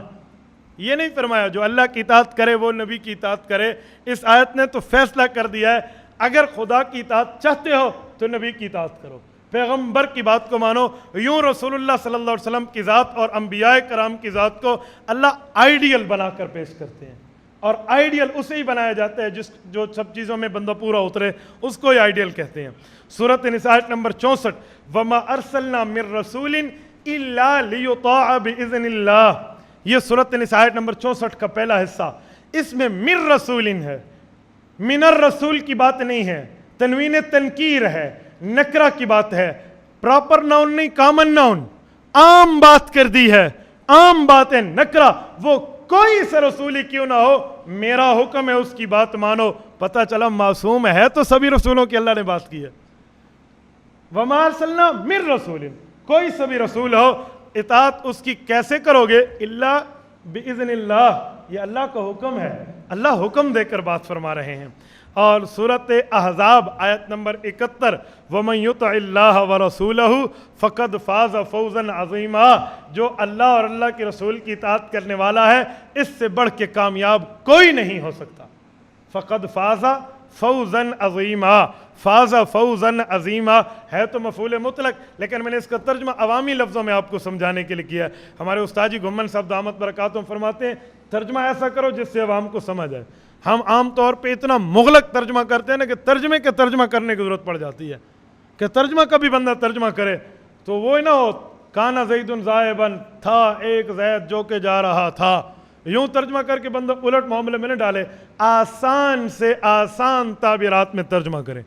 اور اس کے لیے آپ آسان ترجمہ قرآن شیخ الاسلام کا اٹھا لیں تقی صاحب کا، اور اس کو رٹ لیں، اور کچھ بھی نہ ہونا اس کو رٹ لیں، آپ اس طرح آسان سے آسان ترجمہ کرنا سیکھ جاؤ گے۔ آسان سے آسان ترجمہ وہاں موجود ہے۔ اور ایک بات مزید آپ کی خدمت میں عرض کروں، جتنا مزید آسان ہو سکے نا، تو ہم نے تو اپنے شیخ سے سمجھا ہے، استاد جی گھمن صاحب دامت برکاتہم ترجمہ اتنا آسان فرماتے ہیں نا کہ مزید تشریح کیے بغیر بنا بندے کو بات سمجھ آ جاتی ہے، تشریح کے بنا بھی۔ وہ کیسے؟ اتنا آسانی کا ترجمہ میں نے تو اپنی 30 سالہ زندگی میں یوں نہیں دیکھا۔ میں آپ کی بات نہیں کرتا، میں اپنی بات کرتا ہوں۔ ہماری زندگی ہو گئی ہے عقیدہ حیات النبی پہ کام کرتے، ولا تقولوا لمن یقتل ولا تحسبن الذین قتلوا پیش کرتے۔ یہ میاں والی میں تقریباً 5 سال پہلے 4 سال پہلے کی بات ہوگی، استاد جی سالانہ حیات النبی کانفرنس سے گفتگو فرما رہے تھے تو عجیب ایک نقطہ بیان فرمایا میرے بھائیو، یہ کبھی سوچا ہے کہ اللہ نے عقیدہ حیات کے لیے 2 آیات اتاری ہیں، ایک ولا تقولوا اور ایک ولا تحسبن۔ ولا تقولوا کا معنی ہے عقیدہ حیات کا انکار نہیں کرو، ولا تحسبن کا معنی ہے عقیدہ حیات کے انکار کا سوچو بھی نہیں۔ ایک جگہ سوچنے سے منع فرمایا، ایک جگہ بولنے سے منع فرمایا وجہ کیا ہے؟ استاد جی نے فرمایا اس کی وجہ یہ ہے کہ 2 قسم کے افعال ہوتے ہیں، ایک افعال قلوب ہوتے ہیں، ایک افعال جوارح ہوتے ہیں۔ افعال قلوب کا کام سوچنا ہوتا ہے، افعال جوارح کا کام کرنا، اعضائے جوارح کا کام کرنا ہوتا ہے۔ اعضائے قلوب جو ہیں جس کے لیے افعال قلوب لائے جاتے ہیں ان کا کام سوچنا ہوتا ہے۔ تو ولا تحسبن افعال قلوب ہیں، ولا تقولوا افعال جوارح ہیں۔ زبان کا کام بولنا ہے، دل کا کام سوچنا ہے۔ تو اللہ رب العزت نے عقیدہ حیات کے خلاف بولنے اور سوچنے دونوں پہ پابندی عائد کر دی ہے، اور پھر اس کو اس سے بھی آسان فرمایا اردو میں 2 لفظ چلتے ہیں، ایک لفظ کہتے ہیں بد زبانی، ایک لفظ ہوتا ہے بدگمانی۔ بدگمانی دل سے ہے، بد زبانی زبان سے ہے۔ اللہ فرماتے ہیں ولا تقولوا، عقیدہ حیات کے خلاف بد زبانی بھی مت کرنا، ولا تحسبن عقیدہ حیات کے خلاف بدگمانی بھی مت کرنا۔ تو بد زبانی بھی منع کی، بدگمانی بھی منع کی۔ آپ اندازہ لگیں اس سے اور آسان ترجمہ آپ کہاں سے لائیں گے؟ آسان سے آسان۔ میرے تخصص والے سال کی بات ہے، 10 سال ہونے لگے ہیں، حضرت استاد جی گھمن صاحب کلاس پہ تشریف لائے، علماء بیٹھے تھے، استاد فرمانے لگے، محرم تھا، فرمایا ان اللہ جعل الحق علی لسان عمر و قلبی۔ حضرت عمر کی شان پہ اسٹیجوں سے یہ حدیث پاک بیان ہوتی ہے، اس کا آسان ترجمہ کرو، آسان ترجمہ۔ تو سب نے ترجمہ وہی کیا کہ اللہ رب العزت نے حضرت عمر کی زبان اور دل پہ حق جاری کر دیا ہے، دل پہ حق جاری کر دیا زبان پہ۔ کہ زبان پہ حق جاری تو سمجھ آتا ہے، دل پہ حق جاری کیسے کہتے ہیں؟ دل پہ حق جاری کا معنی تو استاد جی نے پھر خود ہی اس کا ترجمہ فرمایا وہی افعال قلوب افعال جوارح کو دیکھ کے ترجمہ کرو تو بڑا آسان ترجمہ ہے، ان اللہ جعل الحق علی لسان عمر و قلبی۔ اللہ رب العزت نے حضرت عمر کے لیے رسول اللہ کی زبان سے یہ لفظ نکلوائے ہیں کہ عمر بولتا بھی ٹھیک ہے، عمر سوچتا بھی ٹھیک ہے، بولتا بھی ٹھیک ہے، سوچتا بھی ٹھیک ہے۔ تو اس کے لیے یہ بات فرمائی۔ اب توجہ رکھو، میں ایک بات مزید آپ کی خدمت میں عرض کرتا ہوں۔ اب ٹھیک ہے، تو اس سے سمجھ آتا ہے من رسول الا لیطاع باذن اللہ. یہ تمام کی بات اللہ رب العزت نے فرمائی ہے تمام انبیاء کرام کے لیے. فقد فاز فوزا عظیما سے بات چلی تھی, مفعول مطلق ہے, تو ایسا ترجمہ جس سے بالکل آسانی سمجھ آئے. سورۃ انفال آیت نمبر 1 میں تو فیصلہ فرمایا وَأَطِیعُوا اللَّهَ وَرَسُولَهُ إِن كُنتُم مُؤْمِنِین. ایمان والے ہو تو جیسے اللہ کی اطاعت کرتے ہو ویسے رسول کی اطاعت کرو. میں اس کا بامحاورہ ترجمہ کروں, اللہ نے اپنی اطاعت کے ساتھ نبی کی اطاعت کو جوڑا ہے نا, تو یہ عصمت کی دلیل ہے یا نہیں ہے؟ بولیے, دلیل ہے نا. تو کیا فرمایا؟ جیسے خدا کو گناہ والا نہیں سمجھتے ویسے ہی نبی کو گناہ والا مت سمجھنا. ان کنتم مؤمنین, اگر ایمان والے ہو نا تو ان کنتم مؤمنین, یہاں بھی عصمت کا عقیدہ رکھنا. وَإِن تُطِیعُوا تَہْتَدُوا, نبی کی اطاعت کرو تو اللہ تمہیں ہدایت یافتہ بنا دے. سورۃ نور آیت نمبر 54. یہاں بھی یہی سمجھ آتا ہے کہ نبی کی اطاعت علامت ایمان ہے, فلاح اور کامیابی کا سبب ہے. یہ اس وقت ممکن ہے جب مطاع پیغمبر سے گناہ ممکن نہ ہو اور وہ ایمان کامل کا درجہ رکھتا ہو. دلیل نمبر 9, وَمَا يَنطِقُ عَنِ الْهَوَىٰ إِنْ هُوَ إِلَّا وَحْيٌ يُوحَىٰ. وَمَا يَنطِقُ عَنِ الْهَوَىٰ, نبی جو بولتے ہیں نا وہ اللہ کے حکم سے بولتے, اپنی خواہش نفس سے نہیں بولتے. اللہ کے حکم میں گناہ تو نہیں ہے, اللہ کے حکم میں گناہ ہے, اللہ کی وحی میں گناہ ہے.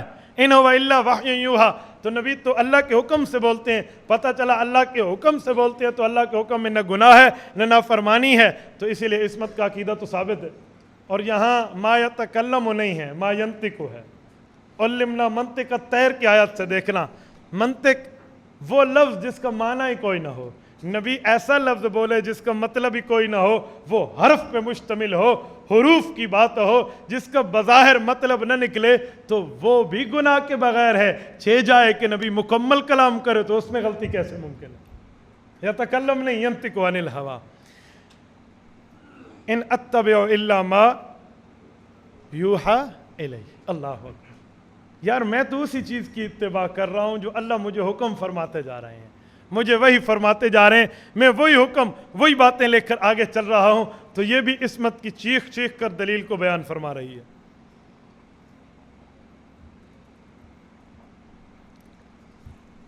دلیل نمبر 11 اٹھائیے, سورۃ حشر آیت نمبر 7. وما آتاکم الرسول فخذوہ وما نہاکم عنہ فانتہوا. نبی حکم دے اسے لے لو, نبی روکے اس سے رک جاؤ. اس سے بڑی اتھارٹی اور تھرمامیٹر کہاں سے لاؤ گے؟ یہ اتھارٹی دے دی ہے نا, نبی کو اس اتھارٹی کا مصداق بنا دیا ہے. یہ حکم دے ماننا پڑے گا, روک دے رکنا پڑے گا. یہی شریعت ہے جو رسول اللہ نے کہہ دیا. اس کو استاد جی اپنے الفاظ میں یوں بیان فرماتے ہیں, حکم خدا طریقہ مصطفیٰ. حکم خدا ہو, طریقہ مصطفیٰ ہو, یہ وہی چیز ہے جو حضور پاک علیہ الصلوۃ والسلام کے لیے اللہ فرماتے ہیں وما آتاکم الرسول فخذوہ وما نہاکم عنہ فانتہوا. ما و من کے لیے اصول والے کیا لکھتے ہیں؟ ینتظم جمعا من الافراد, سب کو شامل ہے. یہ تو عام ہے نا, اصول فقہ, اصول شاشی اٹھا لیں, یہ جو ہے نا اسامی اٹھا لیں یا توضیح اٹھا لیں, تو یہ تو عام ہے. ما ینطق وما آتاکم الرسول فخذوہ, جو نبی دیتا جائے بندہ اس کو لیتا چلا جائے, جس چیز سے نبی روک دے اس سے رکتے چلے جائیے. دلیل نمبر 12, سورۃ احزاب آیت نمبر 21. لقد کان لکم فی رسول اللہ اسوۃ حسنہ, پیغمبر کی زندگی تمہارے لیے بہترین نمونہ ہے. خالی نمونہ ہونا یہ بات ختم ہو جاتی, اسی پہ عمل کرنا پڑتا, لیکن بہترین نمونہ فرمایا ہے. نمونہ اور بہترین نمونہ کا کیا فرق؟ آپ گئے ہیں درزی کے پاس ویسٹ کوٹ سلوانے کے لیے, سوٹ سلوانے کے لیے, اپنے کپڑے سلوانے کے لیے. درزی نے پوچھا کس ڈیزائن پہ ہو, کیسے بناؤں آپ کا سوٹ؟ آپ نے ایک ڈیزائن, ایک نمونہ دکھا دیا, یوں ہونا چاہیے, تو درزی ویسے ہی بنائے گا نا. ایک طرز اس سے بڑھ کے, پتہ ہے آپ میرا کیسا سوٹ بنائے؟ میں ایسا نمونہ آپ کو دکھاتا ہوں جو مجھے سب سے اچھا لگتا ہے, یہ دیکھو میرا بہترین نمونے والا سوٹ ہے, یوں بنانا. ایک کیفیت یہ ہے. جو پہلی کیفیت ہے اس جیسا بناؤ, اس میں اتنا پیار نہیں جھلکتا جتنا دوسری میں. دیکھو مجھے بہت اچھا لگتا ہے, اچھا نمونہ دے رہا ہو. یہ آیت دوسری کیفیت میں ہے. لقد کان لکم فی رسول اللہ اسوہ یا اسوۃ حسنہ, بہترین نمونہ ہے جس کو اللہ بہترین کہے, جس کو اللہ بہترین کہے. وہ شاعر کہتا ہے نا, خود پیدا کیا خود کہا سبحان اللہ. یہ وہی ہے، اللہ نے پیدا کیا ہے نا، تو خود اسے حسنہ فرما رہے ہیں۔ بہترین نمونہ نبی کی زندگی کا ہے، حسنہ۔ پتہ چلا نبی کے کام جو ہے وہ حسنہ ہوتے ہیں۔ آج کل کچھ آدمی اس کو حسنہ سنت کی پتہ نہیں کوئی اور کام کرتے ہیں، تو ان کا ان آیات سے تعلق نہیں ہے۔ لَقَدْ كَانَ لَكُمْ فِي رَسُولِ اللَّهِ أُسْوَةٌ حَسَنَةٌ۔ دلیل نمبر 13 سورۃ آل عمران آیت نمبر 31، قُلْ إِن كُنتُمْ تُحِبُّونَ اللَّهَ فَاتَّبِعُونِي يُحْبِبْكُمُ اللَّهُ وَيَغْفِرْ لَكُمْ ذُنُوبَكُمْ۔ اس آیت میں دو چیزیں ہیں، ایک لفظ محبت ہے، ایک لفظ اطاعت ہے۔ محبت کو خدا نے اپنی ذات کے ساتھ، اطاعت کو خدا نے مصطفیٰ کے ذات کے ساتھ جوڑا ہے۔ محبت کو رسول کے ساتھ نہیں ہے، رسول کو اطاعت کے ساتھ، محبت کو خدا کے ساتھ جوڑا ہے، پھر اس پر انعام بھی دیا ہے۔ توجہ رکھنا، ان کنتم تحبون اللہ، تم اللہ سے محبت کرنا چاہتے ہو، فاتبعونی، اتباع پیغمبر کرو گے، یحببکم اللہ، اللہ تجھ سے خود پیار کریں گے، یغفر لکم ذنوبکم، تمہارا انعام TADA فنڈ بھی تمہارا ہوگا کہ تمہارے گناہ بھی بخش دیے جائیں گے۔ یہ مزید انعام ہوگا، یہ مزید انعام آپ کے اوپر ہوگا۔ یہ آیت تو فیصلہ کر رہی ہے محبت خدا کے ساتھ اور اطاعت حضور کے ساتھ۔ کیوں؟ اطاعت کو محبت لازم ہے، وہاں صرف محبت کی بات کی ہے، یہاں اطاعت ہے کیونکہ اطاعت کو محبت لازم ہے۔ لو کان فی حبک صادقا لاطعتہ ان المحب لمن یحب مطیع، وہاں تو ساتھ لازم ہے نا، محبت اور اطاعت۔ محبت اور اطاعت دیکھیں نا، پیغمبر کی اطاعت کریں، خالی محبت کی بات نہیں ہے، غلام ہے رسول کے، غلام ہے، غلامی رسول میں موت بھی قبول ہے، سال میں ایک دن بھنگڑے ڈال کے باہر آ جانا، خالی محبت کی بات نہیں ہے، اطاعت پیغمبر کی بات کی ہے۔ فاتبعونی، تبع ان سے نکلا ہے، پاؤں کے اوپر پاؤں، جسے کہتے ہیں حذو النعل بالنعل، اسی نقش قدم پہ چلنا، ویسے ہی معاملہ چلنا۔ طبیعہ، گائے کے بچڑے چھوٹے کو کہتے ہیں جب پیدا ہوتا ہے طبیعہ، وہ اپنی ماں کے پیچھے ہی چلتا ہے نا، ادھر ادھر نہیں جاتا۔ تو فاتبعونی، طبیعہ کی بات کی ہے، اتباع کی بات کی ہے، جیسے پیغمبر کہتا چلا جائے ویسے ہی چلتے چلے جاؤ، اور پیغمبر علیہ الصلوۃ والسلام کی نگرانی میں چلنے کی بات کی ہے۔ حنفیوں مبارک ہو تمہیں، تم پیغمبر کی نگرانی میں چلنے والے لوگ ہو، رسول اللہ صلی اللہ علیہ وسلم کی نگرانی میں چلنے والے لوگ ہو حنفیوں۔ میں اوروں کے لیے نہیں، اپنوں کی تسلی کے لیے بات سناتا ہوں۔ کشف المحجوب اٹھائیے، حضرت عثمان علی حجویری رحمہ اللہ کی، داتا گنج بخش جنہیں کہتے ہیں، فرماتے ہیں میں نے حضرت بلال رضی اللہ تعالیٰ قبر پہ مراقبہ کیا تو میں نے دو باتیں دیکھی تھیں، ان میں ایک بات آپ کے سامنے عرض کرتا ہوں۔ میں نے دیکھا رسول اللہ کعبے میں داخل ہو رہے ہیں اور ایک بوڑھے کا ہاتھ پکڑا ہوا ہے، اور اس بوڑھے کو رسول اللہ چلا رہے ہیں ویسے جیسے بچوں کو پکڑ کے چلایا جاتا ہے۔ میں آگے بڑھا، میں نے پوچھا یا رسول اللہ بچوں کو چلانا تو آج تک دیکھا ہے، بوڑھوں کو آپ یوں پکڑ کے چلا رہے ہیں؟ تو حضور نے فرمایا نہیں جانتے اسے عثمان؟ میں نے کہا نہیں جانتا۔ فرمایا اماموں کا و امام اہل بلد کا ابی حنیفہ، تیرے اور تیرے شہر والوں کا امام ابو حنیفہ ہے۔ پھر اس کی تعبیر بھی بڑی پیاری انہوں نے دی ہے، فرمایا یہ احناف کی فقہ، احناف کے مسائل توجہات نبوی کا ثمرہ ہے۔ کیوں؟ جس بچے کو باپ پکڑ کے چلائے اس بچے سے غلطی نہیں ہوتی، اور جس امام پہ نظر پیغمبر کی ہو اس امام سے غلطی نہیں ہوتی۔ تو ہم تو اسی معاملے میں چل رہے ہیں۔ فاتبعونی وہاں ہے نا، تو یہاں خود پکڑ کے چلایا اور پھیلایا جا رہا ہے۔ اللہ کی قسم یقین مانو، پوری دنیا میں 70% مسلمان حنفی ہیں، یہ خدا کی مقبولیت نہیں ہے؟ حدیث پاک میں کل قیامت میں کتنی صفیں ہوں گی؟ امت محمدیہ کی کتنی ہوں گی؟ 120 میں سے 80۔ 70% مسلمان آج ہیں، اور 70% مسلمان حنفی ہیں۔ 1994 آج سے 21 سال پہلے کی مردم شماری اٹھا کے دیکھیے، معراج محمد بارک نے اسلامی دنیا میں فقہی مذاہب کا فروغ، جو اسلامی یونیورسٹی اسلام آباد کی نصاب میں شامل ہے، سلیبس کا حصہ ہے، اس کتاب میں لکھا ہے پوری دنیا کے اس وقت مسلمانوں کی تعداد 1 ارب اور 30 کروڑ ہے، جن میں حنفی مسلمانوں کی تعداد 86.5 کروڑ ہے۔ وہ اس وقت 70% کی بات ہے، اب تو 86.5 کروڑ 21 سال میں ان کی شادیاں بھی ہوں اور آگے بڑھیں تو کہاں تک پہنچے گا معاملہ؟ 70% حصہ احناف کا ہے۔ دل پہ ہاتھ رکھنا، میں ایک جملہ کہہ رہا ہوں، توجہ، 80 صفیں امت محمدیہ کی ہوں گی، 70% حنفی ہیں، تو رسول اللہ صلی اللہ علیہ وسلم کی جھولی میں 80 صفوں میں اگر 70% نکالیں تو 60 صفیں بنتی ہیں.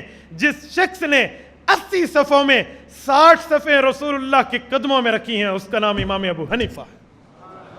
60 صفحات اس نے رکھی ہیں, 60 صفیں رسول اللہ کے قدموں میں رکھ دی ہیں. آپ اندازہ لگائیں امام صاحب کی والی امام صاحب کی حیثیت کہاں تک ہے. تو وہ مبارک معاملہ ہے, وہ تو رسول اللہ کی توجہات میں ہے. پوری دنیا میں ایسے نہیں پھیلے, پوری دنیا میں ایسے نہیں پھیلی. فقہی مذاہب کا فروغ کہاں کہاں تک پھیلا ہے. ہارون الرشید سے پہلے ابو جعفر منصور کے دور میں جو وہ اصحاب جو تھے غار والے, ان کی غار کی تلاش کے لیے جو وفد بھیجا گیا تھا, یہ روس تک وفد آیا تھا. تو وہاں کے لوگوں کے احوال انہوں نے اپنے امیر المؤمنین کو عرض کیا تھا کہ وہ لوگ سارے کے سارے مذہب احناف پہ تھے. تو وہاں تک تو پہنچنا یہ کیا تھا, یہ صرف مقبولیت خدا ہے. میں بات کر رہا تھا فاتبعونی کی, کہ اتباع کو اللہ نے نبی کے ساتھ جوڑا ہے, محبت کو اللہ نے اپنے ساتھ جوڑا ہے. تو پتہ چلا اتباع 100% پیغمبر کے ساتھ جوڑا. تو یہ آیت بھی عصمت کی دلیل ہے کہ اتباع مطلق رسول اللہ صلی اللہ علیہ وسلم کی اللہ پاک فرما رہے ہیں. اگر نبی معصوم نہ ہوتے تو اللہ رب العزت اس بات کو یوں کیوں بیان فرماتے. اطاعت کا حکم دیا گیا, اور رسول اللہ کے حکم اور منع, یہ جو پیغمبر کے حکم اور منع میں امت کو اس کا پابند بنایا گیا, اور حضور کے بولنے وہی والی بات کی گئی ہے. تو یہ عصمت کی دلیل ہے. 14ویں دلیل سورۃ نساء آیت نمبر 41 لیجئے. وَجِئْنَا بِكَ شَهِيدًا وَجِئْنَا بِكَ عَلَىٰ هَٰؤُلَاءِ شَهِيدًا. کل قیامت میں حضور پاک کچھ لوگوں کے خلاف گواہی دیں گے. اس آیت سے معلوم ہوا کہ نبی علیہ الصلوۃ والسلام گواہ ہے. کیا معلوم ہوا؟ بولیے کیا ہے؟ گواہ ہے. اور گواہ کبھی فاسق نہیں ہوتا. گناہ گار تو فاسق ہوتا ہے. جو گواہ اسلام میں گواہ ہوتا ہے وہ فاسق نہیں ہوتا, گناہ نہیں کرتا. نبی گواہی دیں گے تو فاسق نہ ہوئے, گناہ گار نہ ہوئے. عصمت کا عقیدہ ثابت ہو. نبی نے کل قیامت میں گواہی دینی ہے. پتہ ہے کیسی گواہی دینی ہے؟ رسول اللہ جب تک دنیا میں تھے اعمال دیکھ رہے تھے. وفات کے بعد اللہ کے نبی اپنی قبر مبارک میں زندہ ہیں. امت کے اعمال ہر روز رسول اللہ پہ پیش ہو رہے ہیں. ان اعمال کی بنیاد پہ رسول اللہ گواہی دیں گے. اور اعمال کے پیش ہونے کے سبب گواہی دینا یہ تو جائز ہے. ہدایہ کتاب الشہادات میں موجود ہے. ثقہ کی خبر کے اوپر آگے گواہی دی جا سکتی ہے. اور رسول اللہ تک خبر پہنچانے والے فرشتے ہیں جس کے لیے سورۃ تحریم آیت نمبر 6 غالباً آیت نمبر 6 لا یعصون اللہ ما امرهم ویفعلون ما یؤمرون, وہ ثقہ ہی ہیں, ان سے غلطی ممکن نہیں ہے. دلیل نمبر 15 لیجئے. اتأمرون الناس بالبر وتنسون انفسکم. سورۃ بقرہ آیت نمبر 44 آیت نمبر 44. کیا مقصد؟ تم لوگوں کو نیکی کا حکم کرتے ہو, اپنی جانوں کو بھلا بیٹھتے ہو, خود کو نہیں دیکھتے. دوسروں کو وصیت اور خود میاں راہ فضیحت یوں نہیں ہو سکتا. تو نبی دوسروں کو تو گناہوں سے بچنے کی بات کرتے ہیں, خود نبی گناہوں میں مبتلا ہیں. تو یہ تو اس آیت کا مخالف بن جائے گا معاملہ. جو شروع میں نے بات کی اس کا گناہ میں مبتلا ہونا نبی کا عیب ہے. یہ تو وہی ہے, اپنی جان کو تم نے چھوڑ دیا ہے اور دوسروں کے معاملے کا ٹھیکہ لیے بیٹھے ہو. عام بندے کو ہم کہہ سکتے ہیں کہ تو ٹھیکہ لے کر بیٹھا ہے دوسروں کا, یہ کیا کر رہے ہو؟ اپنے آپ کو تو دیکھو. اسی طرح اگر ہم نبی کو نعوذ باللہ کہہ دیں کہ نبی سے غلطی اور گناہ ممکن ہے, عصیان اور نافرمانی ممکن ہے, خلاف شریعت اور خلاف خداوندی حکم کے بعد ممکن ہے, تو پھر اتأمرون الناس بالبر وتنسون انفسکم یہ گناہ گاروں پہ فٹ نہیں ہوگا, نعوذ باللہ پیغمبر پہ فٹ ہو جائے گا. لیکن وہاں معاملہ ایسا نہیں ہے. انبیاء علیہ السلام قوم کو نیکی کا درس دیتے ہیں, خود نافرمان نہیں ہیں. اگر نعوذ باللہ خود نافرمان ہوں گے تو مقصد رسالت مفقود ہو جائے گا. لم تقولون ما لا تفعلون کا مصداق بن جائیں گے. اگرچہ یہ بات محال ہے, اس سے پتہ چلا انبیاء علیہ السلام معصوم ہیں. احادیث مبارکہ میں بھی حدیث پہ بھی اس پر دلائل موجود ہیں. حضرت عبداللہ ابن عمر رضی اللہ تعالیٰ عنہ, عبداللہ ابن عمر ابن عاص, سنن ابی داود جلد نمبر 2 صفحہ نمبر 514, مسند احمد جلد 2 صفحہ 162, رقم الحدیث 6510 پر یہ حدیث پاک موجود ہے. کہتے ہیں کنت اکتب کل شیء اسمع من رسول اللہ صلی اللہ علیہ وسلم. حضور جو بات فرماتے میں اس کو لکھ لیتا, حضور جو فرماتے میں اس کو لکھ لیتا. اور اگلی وجہ بیان فرماتے ارید حفظہ فنہتنی قریش, میں اس کی یاد کرنے کا ارادہ رکھتا تھا, مجھے قریش صحابہ کرام نے منع کیا ہے. اور مجھے قریش صحابہ کہنے لگے اتکتب کل شیء تسمع من رسول اللہ صلی اللہ علیہ وسلم, تو جو حضور پاک سے بات سنتے ہیں لکھ لیتے. ورسول اللہ بشر یتکلم فی الغضب والرضا, حضور تو انسان ہے، کبھی غصے میں اور کبھی جو ہے نا راضی ہونے کی حالت میں بولتے ہیں، یہ تم کیوں لکھ رہے ہو، ہر بات لکھتے ہو؟ کہتے فَأَمْسَكْتُ عَنِ الْكِتَابِ، میں لکھنے سے رک گیا، فَذَكَرْتُ ذَلِكَ لِرَسُولِ اللَّهِ صلی اللہ علیہ وسلم، حضور پاک تک جب یہ میں نے بات پہنچائی تو رسول اللہ نے اپنی انگلی مبارک سے اپنے منہ مبارک کی طرف اشارہ کر کے فرمایا اکتب فوالذی نفسی بیدہ ما یخرج منہ الا حق، اللہ کی قسم جس کے قبضے میں محمد کریم صلی اللہ علیہ وسلم کی جان ہے، اس زبان سے، اس منہ سے حق کے علاوہ اور کچھ نہیں نکلتا۔ اب توجہ رکھنا، اس حدیث کو فٹ ہم کیسے کریں گے؟ عموماً جو زیادہ تر گناہ صادر ہوتے ہیں وہ بندے کی زبان سے صادر ہوتے ہیں، اس لیے تو دو چیزوں کی حفاظت مانگی گئی ہے نا، زبان سے صادر ہوتے ہیں۔ نکاح جب بندہ کر لیتا ہے تو حضور نے کیا فرمایا؟ فقد استکمل الایمان، آدھے ایمان کو مکمل کر لیا، فلیتق اللہ فی نصف الباقی، آدھے سے ڈرے، شرمگاہ کے گناہوں سے محفوظ ہو گیا ہے، زبان کے گناہ سے ڈرے۔ تو عموماً زیادہ گناہ زبان سے ہوتے ہیں۔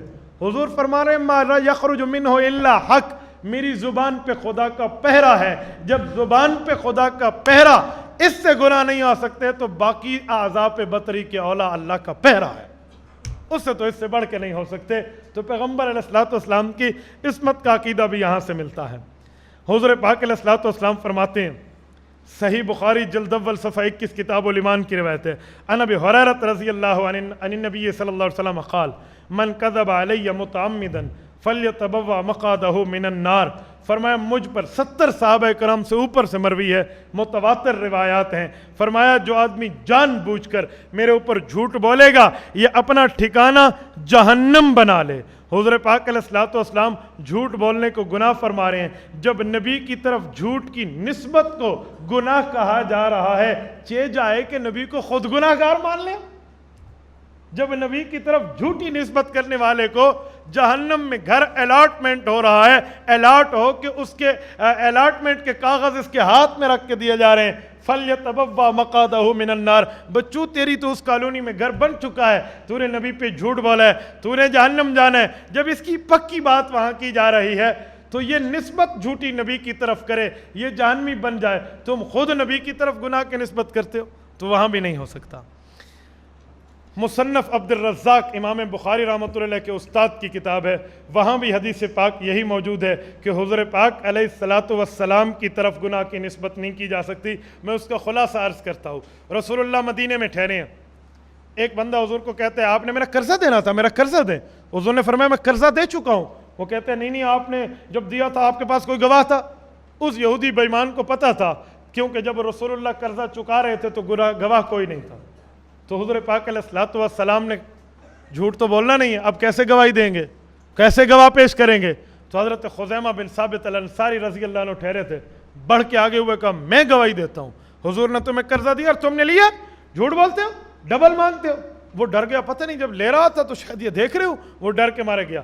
حضور پاک نے پوچھا شہادت الزور، جھوٹی گواہی تو بہت زیادہ گناہ ہے، آپ نے جھوٹی گواہی کیوں دی ہے؟ کہ یا رسول اللہ جھوٹی گواہی کیسے ہے؟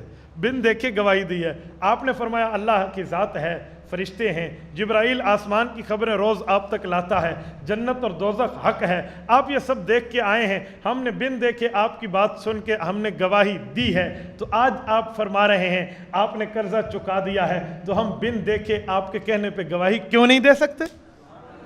فاجاز رسول اللہ صلی اللہ علیہ وسلم شہادتہ بشہادت رجلین۔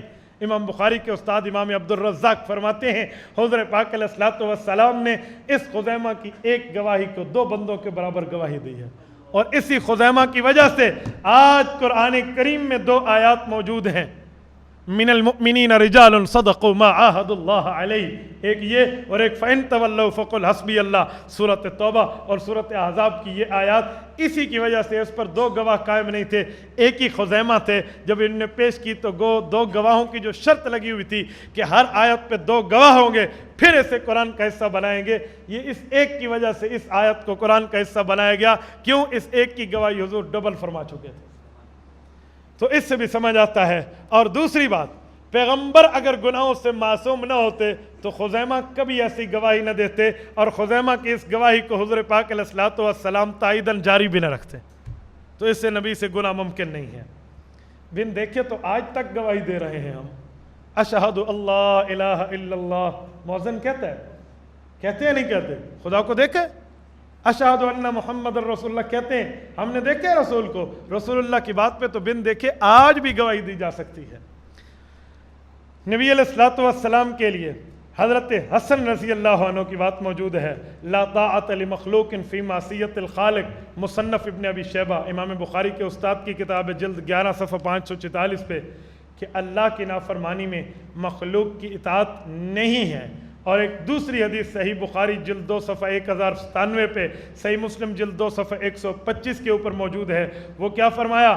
فرمایا السمع والطاعہ علی المرء المسلم فیما احب و کریہ، مسلمان امیر کی اطاعت کریں گے چاہے دل مانے یا نہ مانے، ہم اس کی بات مانیں گے۔ کیوں؟ جب وہ گناہ کا حکم نہ دے اس کی مانیں گے۔ فَإِذَا أُمِرَ بِمَعْصِيَةٍ، جب گناہ کا حکم دے گا أُمِرَ بِمَعْصِيَةٍ تو فلا سمع ولا طاعہ، پھر اس کی کوئی اطاعت نہیں ہے، پھر اس کی کوئی جو ہے نا کیا کہتے ہیں بات ماننے اور فرما برداری کا حکم نہیں ہے۔ اسی مضمون کی تیسری روایت صحیح مسلم کی جلد 2 صفحہ 124 پہ ہے، اس میں کیا فرمایا؟ حضور فرماتے ہیں من اطاعنی فقد اطاع اللہ، میری مانو گے گویا خدا کی بات مان رہے ہو، ومن یعصینی فقد عصی اللہ، میری نافرمانی خدا کی نافرمانی ہے۔ اس سے پتہ چلا پیغمبر کی اطاعت مطلقہ مکمل بغیر کسی قید کے اطاعت جو ہے وہ رسول اللہ صلی اللہ علیہ وسلم کی اطاعت ہر مسلمان پہ فرض اور واجب ہے، اور رسول اللہ نے اپنی اطاعت کو اللہ کی اطاعت قرار دیا ہے، مخلوق کی ایسی اطاعت سے روکا ہے جس سے خالق کی نافرمانی ہو، لیکن اپنی اطاعت کو خدا کی اطاعت قرار دیا تو پتہ چلا نبی معصوم ہے، ان سے غلطی کا موضوع ممکن نہیں ہے۔ یہ معصومیت کی دلیل ہے۔ اور اس پر ایک بات اجماع امت کی طرف سے بھی سن لے، امت کا اجماع جو ہے اس کے اوپر قائم ہے۔ الفقہ الاکبر العقیدۃ الحنفیہ، حضرت امام اعظم شاگرد اصحاب رسول سید الفقہاء والمحدثین امام اعظم ابو حنیفہ نعمان ابن ثابت رحمۃ اللہ تعالی علیہ کی بات موجود ہے۔ فرمایا الانبیاء علیہم السلام کلہم منزہون عن الصغائر والکبائر والکفر والقبائح، انبیاء کرام گناہوں سے معصوم ہوتے ہیں، وہ صغیرہ ہوں تب کبیرہ ہوں تب۔ قاضی ایاز مالکی رحمۃ اللہ علیہ کی شرح العقائد کی شرح نبراس کے اندر موجود ہے، والاجماع علی العصمت یعنی الکبائر بلا قید عمدا او سہوا، پیغمبر سے بھولے یا جان بوجھ کے گناہ نہ ہونے پہ پوری امت کا اجماع موجود ہے۔ حضرت امام قرطبی رحمۃ اللہ علیہ کی تفسیر قرطبی جلد 2 سے انبیاء علیہم السلام کو معصوم ہونا بتایا گیا۔ الانبیاء معصومون عن الخطاء والغلط فی اجتہادہم، پیغمبر کا اجتہاد بھی غلط نہیں ہے، وہ بھی خدا کی نافرمانی پہ مشتمل نہیں ہوتا۔ ملا علی قاری رحمۃ اللہ علیہ نے مرقات میں بعض محققین رحمہم اللہ سے اجماع الصحابہ بھی اس پہ نقل کیا ہے، بغیر کسی بحث اور تفکر کے امت کا اجماع ہے کہ یہ جو ہے نا کیا کہتے ہیں پیغمبر کی عصمت پہ پوری امت کا اجماع ہے۔ حضرت مفتی محمد شفیع رحمۃ اللہ علیہ نے معارف القرآن کی جلد 1 کے صفحہ 195 پہ اسی پر بحث کی ہے کہ تحقیق یہ ہے کہ امت انبیاء کرام کی عصمت کو مانتی ہے۔ ائمہ اربع جمہور امت اس بات میں متفق ہیں، بڑے چھوٹے تمام گناہوں سے نبی معصوم ہے، صغیرہ گناہوں سے بھی معصوم ہے۔ بعض لوگ صغیرہ گناہ کی نسبت نبی کی طرف کرتے ہیں پر جمہور امت اس کی قائل نہیں ہے۔ تو یہ بھی یہ معنی پیش کیا۔ حضرت عبدالعزیز فرہاروی رحمۃ اللہ علیہ، قاضی ایاز مالکی رحمۃ اللہ علیہ نبراس کے اندر انہی کا قول بھی موجود ہے، صغائر اور کبائر تمام سے پیغمبر کو گناہوں سے معصوم کہا ہے۔ اور اس پر عقلی دلائل میں آپ کو دے چکا ہوں، مزید دیکھیں کہ پیغمبر جو ہیں وہ اللہ کے پیغام بر ہوتے ہیں، وہ ان کی پیغام سنانے والے ہوتے ہیں۔ جب نبی ہی خدا کی نافرمانی کرتے پھریں تو پھر دنیا میں کس کی بات کا اعتماد کیا جائے گا؟ پھر دنیا میں اس انسان کا نام تو آپ چٹھی پہ لکھ کر ہمیں بتا دیں جس انسان پہ ہم اعتبار کریں۔ جب نبی کو ہی ہم اس معاملے میں خارج کر رہے ہیں اور نبی کے لیے بات سمجھ رہے ہیں کہ وہ غلطی اس سے ہو سکتی ہے، تو پھر کون ہے جو غلطی سے محفوظ رہے گا؟ وہ کون سی شخصیت ہے؟ ذرا ہمیں اس کا چہرے کا دیدار کرانے کے لیے اس کا نام تو بتا دیجئے، اس کے بارے میں معلومات تو بتا دیجئے۔ تو جب نبی کی یہ نہیں ہے تو پھر اور کون ہے؟ اسی لیے یہ بد اعتمادی والا مزاج پیدا ہو رہا ہے۔ بد اعتمادی کے مزاج کے ختم کرنے کے لیے عقیدہ عصمت انبیاء رکھنا پڑے گا۔ حضرات انبیاء کرام فرشتوں سے افضل ہیں یا نہیں ہیں؟ بولیے، افضل ہے نا؟ فرشتے تو مفضول ہیں۔ فرشتوں کے لیے امام رازی نے یہ دلیل دی ہے کہ وہ تو لا یعصون اللہ ما امرہم ہیں، کہ ان سے تو گناہ نہیں ہوتا اور نبی سے گناہ ہوتا ہے۔ یہ کیسے افضل ہے؟ یہ کیسے افضل ہیں؟ یہ نبی کا معاملہ بڑا ہے، فرشتے کا معاملہ چھوٹا ہے، چھوٹے کے لیے یہ فضیلت ثابت ہے تو بڑے کے لیے تو اس سے بڑھ کے ثابت ہے۔ یہ جو اصول ہے نا کہ چھوٹے کے لیے ثابت ہے، بڑے کے لیے اس سے بڑھ کے ثابت ہے، یہ اکثر آپ سنتے رہتے ہیں۔ رسول اللہ صلی اللہ علیہ وسلم نے قربانی کے مسئلے پہ بال کا، کھال کا، اون کا، کھر کا، سینگ کا، اس کا ثواب بیان فرمایا ہے۔ ذبح کرو گے اس کے بال کے اوپر، بکرے کے بال کے کھال پہ، اس کی سینگ پہ، اس کے کھر پہ، یہ نیکیاں ہیں۔ لیکن یہ نہیں فرمایا اس کے دل کاٹنے پہ یہ نیکی ہے، اس کے جگر کاٹنے پہ یہ نیکی ہے، اس کی چوڑی اور دستی کاٹنے پہ یہ نیکی ہے۔ گوشت کی بات تو نہیں کی جو معقول ہے، جو غیر معقول ہے جس کو پھینک دیا جاتا ہے اس کی نیکی کی بات کی ہے۔ تو اس پہ علماء فرماتے ہیں، ہمارے استاد جی فرماتے ہیں اس کی نیکی بتائی ہے جسے پھینک دیا گیا ہے، بال ہے، کھال ہے، اون ہے، سینگ ہے، پھینک دیا گیا ہے، اس کی نیکی ہے۔ تو جسے کھایا جاتا ہے وہ افضل ہے، وہ اس سے بڑھ کے ثابت ہے۔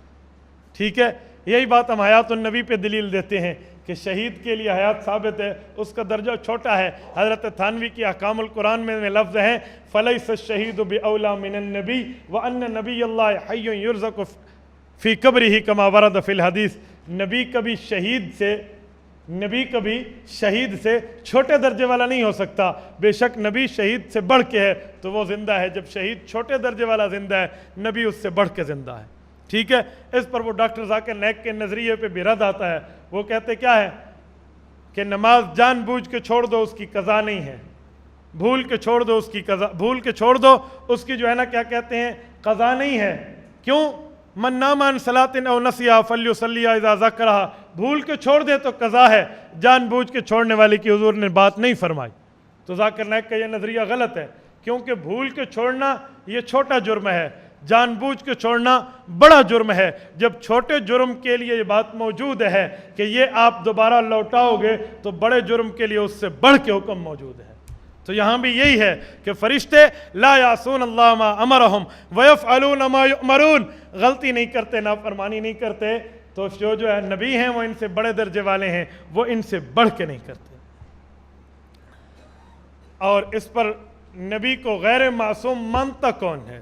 چور کی چوری تو میں نے بتائی ہے کہ چوری یوں ہے، یوں ہے، یوں ہے، چور متعین کر دینا وہ کون ہے، اس چور کو متعین کرتے ہوئے بات بھی سنیے۔ یہ فائل کا صفحہ نمبر 9 کھولیے۔ عصمت انبیاء کے متعلق ابو الاعلیٰ مودودی کا نظریہ، یہ ابو الاعلیٰ مودودی ہے جس نے نبوت کی عصمت کا انکار کیا۔ وہ کیا کہتے ہیں؟ عصمت دراصل انبیاء کے لوازم ذات میں سے نہیں ہے، اس نے انکار کیا ہے، اور اس پر پھر اپنی عقلی باتیں چلائی ہیں کہ نبی انسان ہے اور انسان سے غلطی ممکن ہے، نبی بشر ہے اور بشر سے غلطی ممکن ہے۔ میں حیران ہوں ان نے عام بشر کو اور نبی جیسے بشر کو، دونوں سید البشر کو ایک کر لیا ہے۔ ایسی بات تو نہیں ہے، بعض اوقات چیزیں دونوں کیفیت میں ایک ہوتی ہیں، ماہیت میں ایک ہوتی ہیں، کیفیت میں ایک نہیں ہوتی۔ آپ کہیں گے کیسے؟ میں اس کی بات بتاؤں۔ ماں بھی عورت ہے، بیوی بھی عورت ہے، پر جو فرق بیوی کا ہے وہ ماں کا نہیں ہے، جو رتبہ ماں کا ہے وہ بیوی کا نہیں ہے۔ یہ قیاس کیسے کیا جا سکتا ہے کہ دونوں ایک ہیں؟ عام پانی بھی پانی ہے جس کو ہم استعمال کرتے ہیں، اور اس پانی کو استنجے میں بھی استعمال ہوتا ہے، وضو میں بھی ہوتا ہے، نیچے بہا دیتے ہیں۔ آب زمزم بھی پانی ہے، اس کے لیے تو ان چیزوں کا تصور بھی نہیں ہے۔ یہ بھی پتھر ہے جس پہ ہم پاؤں میں جوتیاں اتار کے رکھتے ہیں، اور حجر اسود بھی تو پتھر ہے۔ تو جب اتنے فرق موجود ہیں، یہاں فرق کیوں نہیں کیا؟ شروع میں کہہ رہا تھا نا، گر فرق مراتب نہ کنی زندگی، تو فرق مراتب نہ ہو تو معاملہ خراب ہو جاتا ہے۔ انہوں نے انبیاء کرام کی عصمت کا انکار کیا۔ حضور پاک علیہ السلام کے لیے ترجمان القرآن کے صفحہ 186 پہ، جو رمضان و شوال 1365 ہجری میں چھپا تھا، رسائل و مسائل صفحہ 53 حصہ اول طبع دوم پہ لکھا، کانا دجال یہ تو پیغمبر نے افسانے بتائے ہیں جس کا شریعت میں کوئی حیثیت نہیں ہے۔ نبی کی بات کو افسانہ کہہ دینا، یہ تو خدا کی بات کو بھی افسانہ کہتا ہے۔ مودودی صرف نبی کی بات کو نہیں، یہ اردو ڈائجسٹ میں اس کا ایک شعر چھپا تھا، یہ کہتا تھا، ہم نکت کے قائل ہیں تیسے کہ نہیں قائل، کیوں ہم کو سناتے ہو جنت کا یہ افسانہ۔ دجال کی بات حضور نے کی ہے، اس نے افسانہ کہا ہے، تعجب کی بات نہیں ہے۔ جنت کی بات خدا نے کی ہے، تو جنت کو بھی افسانہ کہہ رہا ہے۔ نکت کے قائل ہیں، دنیا ہمیں دے دو، ہمیں آخرت کی ضرورت نہیں ہے، کیوں ہم کو سناتے ہو جنت کا یہ افسانہ۔ تو جو خدا پہ ہاتھ صاف کرنے کی جرت رکھتا ہے وہ نبی کی ضرور گستاخی کرے گا۔ اس کی وہی بات ہے، یہ جو منکرین حیات انبیاء ہے نا وہ علماء کے خلاف بولتے ہیں. ایک دفعہ استاد جی گھمن صاحب کے خلاف ایک منکرین حیات انبیاء میں سے ایک منکر نے بولا نا, تو میں نے دوستوں کو کہا, میں نے کہا تعجب کی بات نہیں ہے. میرے والد محترم رحمہ اللہ فرماتے تھے جس سے نبی کی گستاخی ہو جائے اس پہ لازم ہے ہر ولی کی گستاخی اس سے ہوگی, اس پہ لازم ہے وہ سب کی گستاخی کرتا پھرے گا. یہ تو ایسے ہے جو خدا کی بات کو افسانہ کہے, نبی کی بات کو تو اس سے بڑھ کے افسانہ کہے گا. پھر کہتے ہیں یہ ترجمان القرآن کے صفحہ 31 ربیع الاول 1365 ہجری کا ہے. اس میں لکھتے ہیں رسول اللہ نے اپنے زمانے میں یہ جو دجال کی بات کی تھی تو حضور کو اندیشہ تھا کہ دجال قریب زمانے میں ظاہر نہ ہو جائے, لیکن 1350 برس کی تاریخ نے یہ بات ثابت کر دی ہے کہ پیغمبر کا یہ اندیشہ صحیح نہ تھا. پیغمبر کی بات کو اندیشہ, سبحان اللہ, اندیشہ. اور اس پر ایک مزید بات عرض کی, کیا ترجمان القرآن اپریل 1976 خطبات کے صفحہ 8 پہ بھی موجود ہے. کہتے ہیں رسول اللہ نہ فوق البشر ہے نہ بشری کمزوریوں سے بالا تر. وعظ اور تلقین میں ناکامی کے بعد داعی اسلام نے ہاتھ میں تلوار اٹھائی. الجہاد فی الاسلام کے صفحہ 171 پہ لکھا. حالانکہ رسول محترم کو عیوب سے تو مبرہ بنایا گیا ہے, عیوب سے مبرہ ہے, یہ حدیث تقریری ہے. حضرت حسان نے رسول اللہ کے سامنے بیٹھ کے کہا تھا نا, خلقت مبرأ من کل عیب کأنک قد خلقت کما تشاء, بیٹھ کے سامنے کہا تھا نا, اور حضور نے اس پر سکوت فرمایا ہے. یہ حدیث تقریری ہے. حدیث الساری میں فتح الباری کی مقدمے کے اندر حافظ ابن حجر اسقلانی اسی کو لائے ہیں. حضرت حسان حضور کے سامنے بیٹھے تھے نا, اور کیا کہا تھا, وَأَحْسَنُ مِنْكَ لَمْ تَرَ قَطُّ عَيْنِي وَأَجْمَلُ مِنْكَ لَمْ تَلِدِ النِّسَاء. میری آنکھ نے آپ جیسا نہیں دیکھا, عورتیں اب عاجز آ گئی ہیں آپ جیسا پیدا کرنے میں. والد محترم رحمہ اللہ حضرت عطا اللہ شاہ بخاری امیر شریعت رحمہ اللہ کی بات نقل فرماتے تھے. فرماتے ہیں حضرت حسان کا یہ شعر جب امیر شریعت پڑھتے اور یوں کہتے کہ حسان نے یوں فرمایا, وَأَحْسَنُ مِنْكَ لَمْ تَرَ قَطُّ عَيْنِي, میری آنکھ نے آپ جیسا نہیں دیکھا. فرماتے ہیں اگر میں موجود ہوتا تو یوں ہاتھ باندھ کے حضرت بخاری فرماتے حضرت حسان سے عرض کرتا, محترمہ آپ نے معرفہ لفظ لایا ہے, عینی آپ کی آنکھ نے نہیں دیکھا, آپ نکرہ لے آئیں. میں ہوتا تو میں یوں کہتا لم تر قط عین, کسی آنکھ نے نہیں دیکھا پیغمبر جیسا. تو یہ کیا کہا جا رہا ہے, حالانکہ حضور تو عیب سے مبرہ ہے اور یہ پیغمبر کو عیب دار مان رہے ہیں. اور یہ صرف رسول اللہ کے لیے نہیں, باقی انبیاء پہ بھی ہاتھ صاف کیے ہیں. تعلیم القرآن کے صفحہ 327 طبع اول صفحہ 4 پہ جلد نمبر 4 پہ لکھا ہے, حضرت داؤد کے کاموں میں خواہش نفسی دخل تھی, خواہش نفس اس میں داخل تھا. اور حضرت داؤد نے جو یہ کام کیا ہے وہ اپنی معاملے میں نامناسب کام اور تعلق کو استعمال کیا ہے. بسا اوقات یہ تفہیمات کے جلد اول کے صفحہ 193 جو سن 2013 کے ستمبر میں اسلامک پبلشرز لاہور نے جو چھاپی ہے اس میں اس کی بات موجود ہے کہ بسا اوقات پیغمبروں کو نفس شریر کی راہزنی کے خطرے پیش آتے ہیں. چنانچہ حضرت داؤد جیسے جلیل القدر پیغمبر کو قرآن نے کہا ہے, قرآن انہیں تو کہتا ہے کہ نفس و ہوا کی پیروی نہ کر مگر بقول مودودی کے وہ یوں کرتے تھے. تو سوال یہ ہے کہ وہ راہ راست پر کیسے رہے. میں ایک بات پوچھتا ہوں, جس چیز سے منع کیا جائے یا جس چیز کا حکم کیا جائے اس کا یہ معنی ہے بندہ اس پہ مبتلا ہوتا ہے. رسول اللہ صلی اللہ علیہ وسلم مؤمن اول ہیں, پہلے مومن حضور پاک ہیں. خود حضور فرماتے ہیں انا اول المسلمین, میں پہلا مسلمان ہوں, پہلا مومن ہوں. اور قرآن کہتے ہیں یا ایھا الذین آمنوا اتقوا اللہ, اے ایمان والو اللہ سے ڈرو. تو حضور بھی اس میں شامل ہیں. تو اس کا کیا معنی کہ حضور اللہ سے نہیں ڈرتے تھے؟ مودودی صاحب آپ کا نظریہ یہ ہے کہ اسی لیے کہا گیا یہ کام مت کرو, تو اس کا معنی ہے وہ یوں کرتے تھے. تو یہ جو فرمایا گیا یا ایھا الذین آمنوا اتقوا اللہ, اللہ سے ڈریے, آمنو کی بات ہے اور آمنو میں حضور شامل ہیں کیونکہ رسول اللہ صلی اللہ علیہ وسلم مؤمن اول ہیں. تو حضور اللہ سے نہیں ڈرتے تھے. یہ تمہارا نظریہ کہاں سے ہے جس سے منع کیا جائے وہی کام کا مبتلا بھی ہوتا ہے؟ یہ نظریہ صرف میڈ ان مودودی ہے, میڈ ان اسلام نہیں ہے. حضرت داؤد کے لیے لکھا اسرائیلی سوسائٹی سے متاثر ہو کے فیصلہ کیا. نبی کے لیے یہ لفظ ہوتے ہیں, یوں لکھتے انہوں نے اپنی سوسائٹی کے مطابق فیصلہ کیا. یوں بھی تو لکھا جا سکتا تھا, یوں لکھنے کا معنی سوسائٹی سے متاثر ہو کے کیا ہے.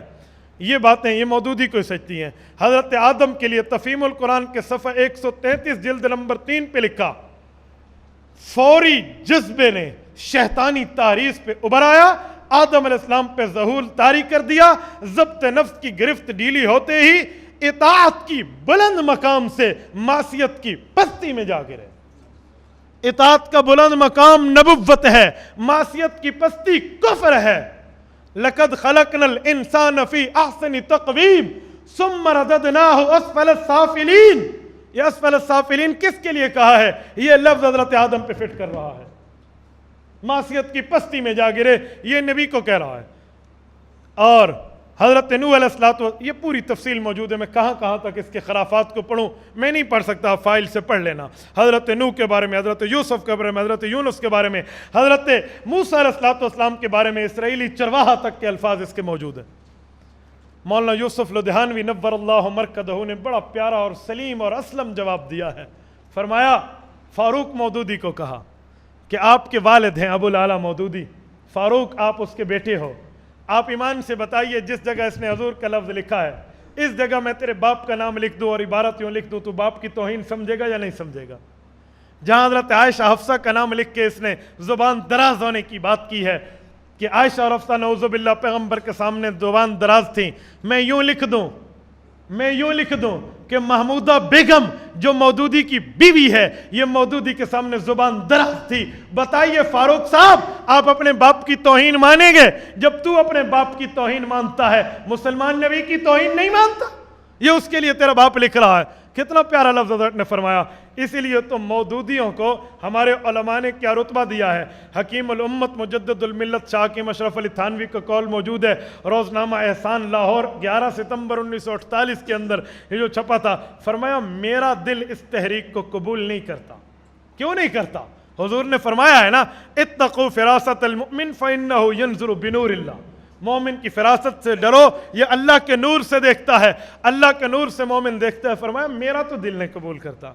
شیخ العرب والعجم حضرت مولانا حسین احمد مدنی، اہل بیت کے چشم و چراغ، مایا ناز فرزند حضرت مدنی کیا فرماتے ہیں؟ کھلے لفظوں میں فرمایا ہے، یہ تو دوزخ میں گھسیٹ کے لے جا رہا ہے، اس کے ساتھ مت چلو۔ علامہ عثمانی رحمۃ اللہ علیہ نے 1948 میں جہاد کشمیر کے فتوے میں رضاکارانہ طور پہ جو اس نے فتویٰ دیا تھا تو کہا جائز نہیں، تو علامہ عثمانی نے فرمایا تھا میں نے اس کا معاملہ دیکھا ہے، مجھے اس کی مہلک لذت نظر آ رہی ہیں جس سے مسلمانوں کو عظیم نقصان کا احتمال ہے، اس سے بچو۔ اشرف السوانی کے جلد 4 کا صفحہ 24 پہ ہے۔ شیخ التفسیر مولانا احمد لاہوری رحمۃ اللہ علیہ نے فرمایا تھا اس پر حق پرست علماء کی مودودیت سے ناراضگی کے اسباب کیا ہیں، انہوں نے اس پر تفصیل اور انا للہ و انا الیہ راجعون پڑھا ہے، اور اس پر یہ تمام باتیں موجود ہیں۔ حضرت مولانا قاری محمد طیب قاسمی نے اس کے اوپر رد کیا ہے، مودودی دستور اور عقائد کی حقیقت کے صفحہ 18 پہ حضرت مولانا خیر محمد جلندری رحمۃ اللہ تعالیٰ علیہ کی بات موجود ہے، مولانا شمس الحق افغانی اور مولانا نصیر الدین غور غشتوی، مولانا عبدالحق حقانی، ان تمام کی باتیں موجود ہیں۔ اور مولانا غلام غوث ہزاروی نے 100 یہودی ایک مودودی کی بات ایسے نہیں فرمائی تھی، یہ ان کی باتیں بھی موجود ہیں۔ یہ تو تمام معاملہ اس بیچارے کا ہمارے علماء نے اس نظر میں اس سے گفتگو کی ہے۔ شیخ الحدیث مولانا زکریہ کاندلوی کتاب چھپ چکی ہے جس کا نام فرقہ مودودیت نہیں ہے، مسلک مودودیت نہیں ہے، بلکہ اس کا نام ہے فتنہ مودودیت۔ فتنہ مودودیت، حضرت شیخ سے کسی نے کہا تھا فتنہ فتنہ کہہ کر تبلیغ کرنے کا کیا انداز ہے؟ حضرت شیخ نے جواب دیا آب زر سے لکھنے کے قابل ہے، فرمایا فتنے کو فتنہ نہیں کہیں گے تو پہچان کیسے ہوگی؟ تو اس لیے فتنے کو فتنہ کہنا پڑتا ہے۔ تو عصمت انبیاء پہ چند باتیں تھیں جو میں نے آپ کی گوش گزار کی ہیں، اللہ کرے میں آپ کے ذہن میں اتار پایا ہوں۔ فآخر دعوانا ان الحمدللہ رب العالمین۔ حضرت آدم علیہ السلام سے نافرمانی ہوئی، قرآن تو کہتا ہے بھول ہوئی۔ وَلَقَدْ عَهِدْنَا إِلَىٰ آدَمَ مِن قَبْلُ فَنَسِيَ، بھول ہوئی، بھول کو نافرمانی سے تابع۔ اس عصا کی تفسیر ہے نا فناسیہ، عصا کی تفسیر ہے کہ وہ عصا بمانا ناسیہ کے، کیونکہ بھول گناہ نہیں ہو سکتا، گناہ کو بھول تو کہہ سکتے ہیں نا، تو اس کی تفسیر ہے القرآن یفسر بعضہ بعضا۔ اور دوسری بات یہ کہ اعتاب کیوں ہوا، اس کی وجہ بتاتا ہوں۔ اعتاب حسنات الابرار سیئات المقربین کے قبیل سے ہے۔ دیکھیں بھولتا روزے دار ہے اعتاب نہیں ہوتا، بھولتا نمازی ہے تو نماز ٹوٹ جاتی ہے، اعتاب ہوتا ہے۔ نمازی کا تعلق زیادہ ہے، روزے دار کا اتنا نہیں ہے۔ حضرت آدم نبی تھے، نبی کا خدا سے تعلق بہت زیادہ تھا، اسی لیے عتاب ہوا ہے، اس کو گناہ کی بنیاد پہ نہیں ہے، تعلق کی مضبوطی کی بنیاد پہ عتاب ہے۔ لا إله إلا الله لا إله إلا الله لا إله إلا الله ما لنا رب سواه لا إله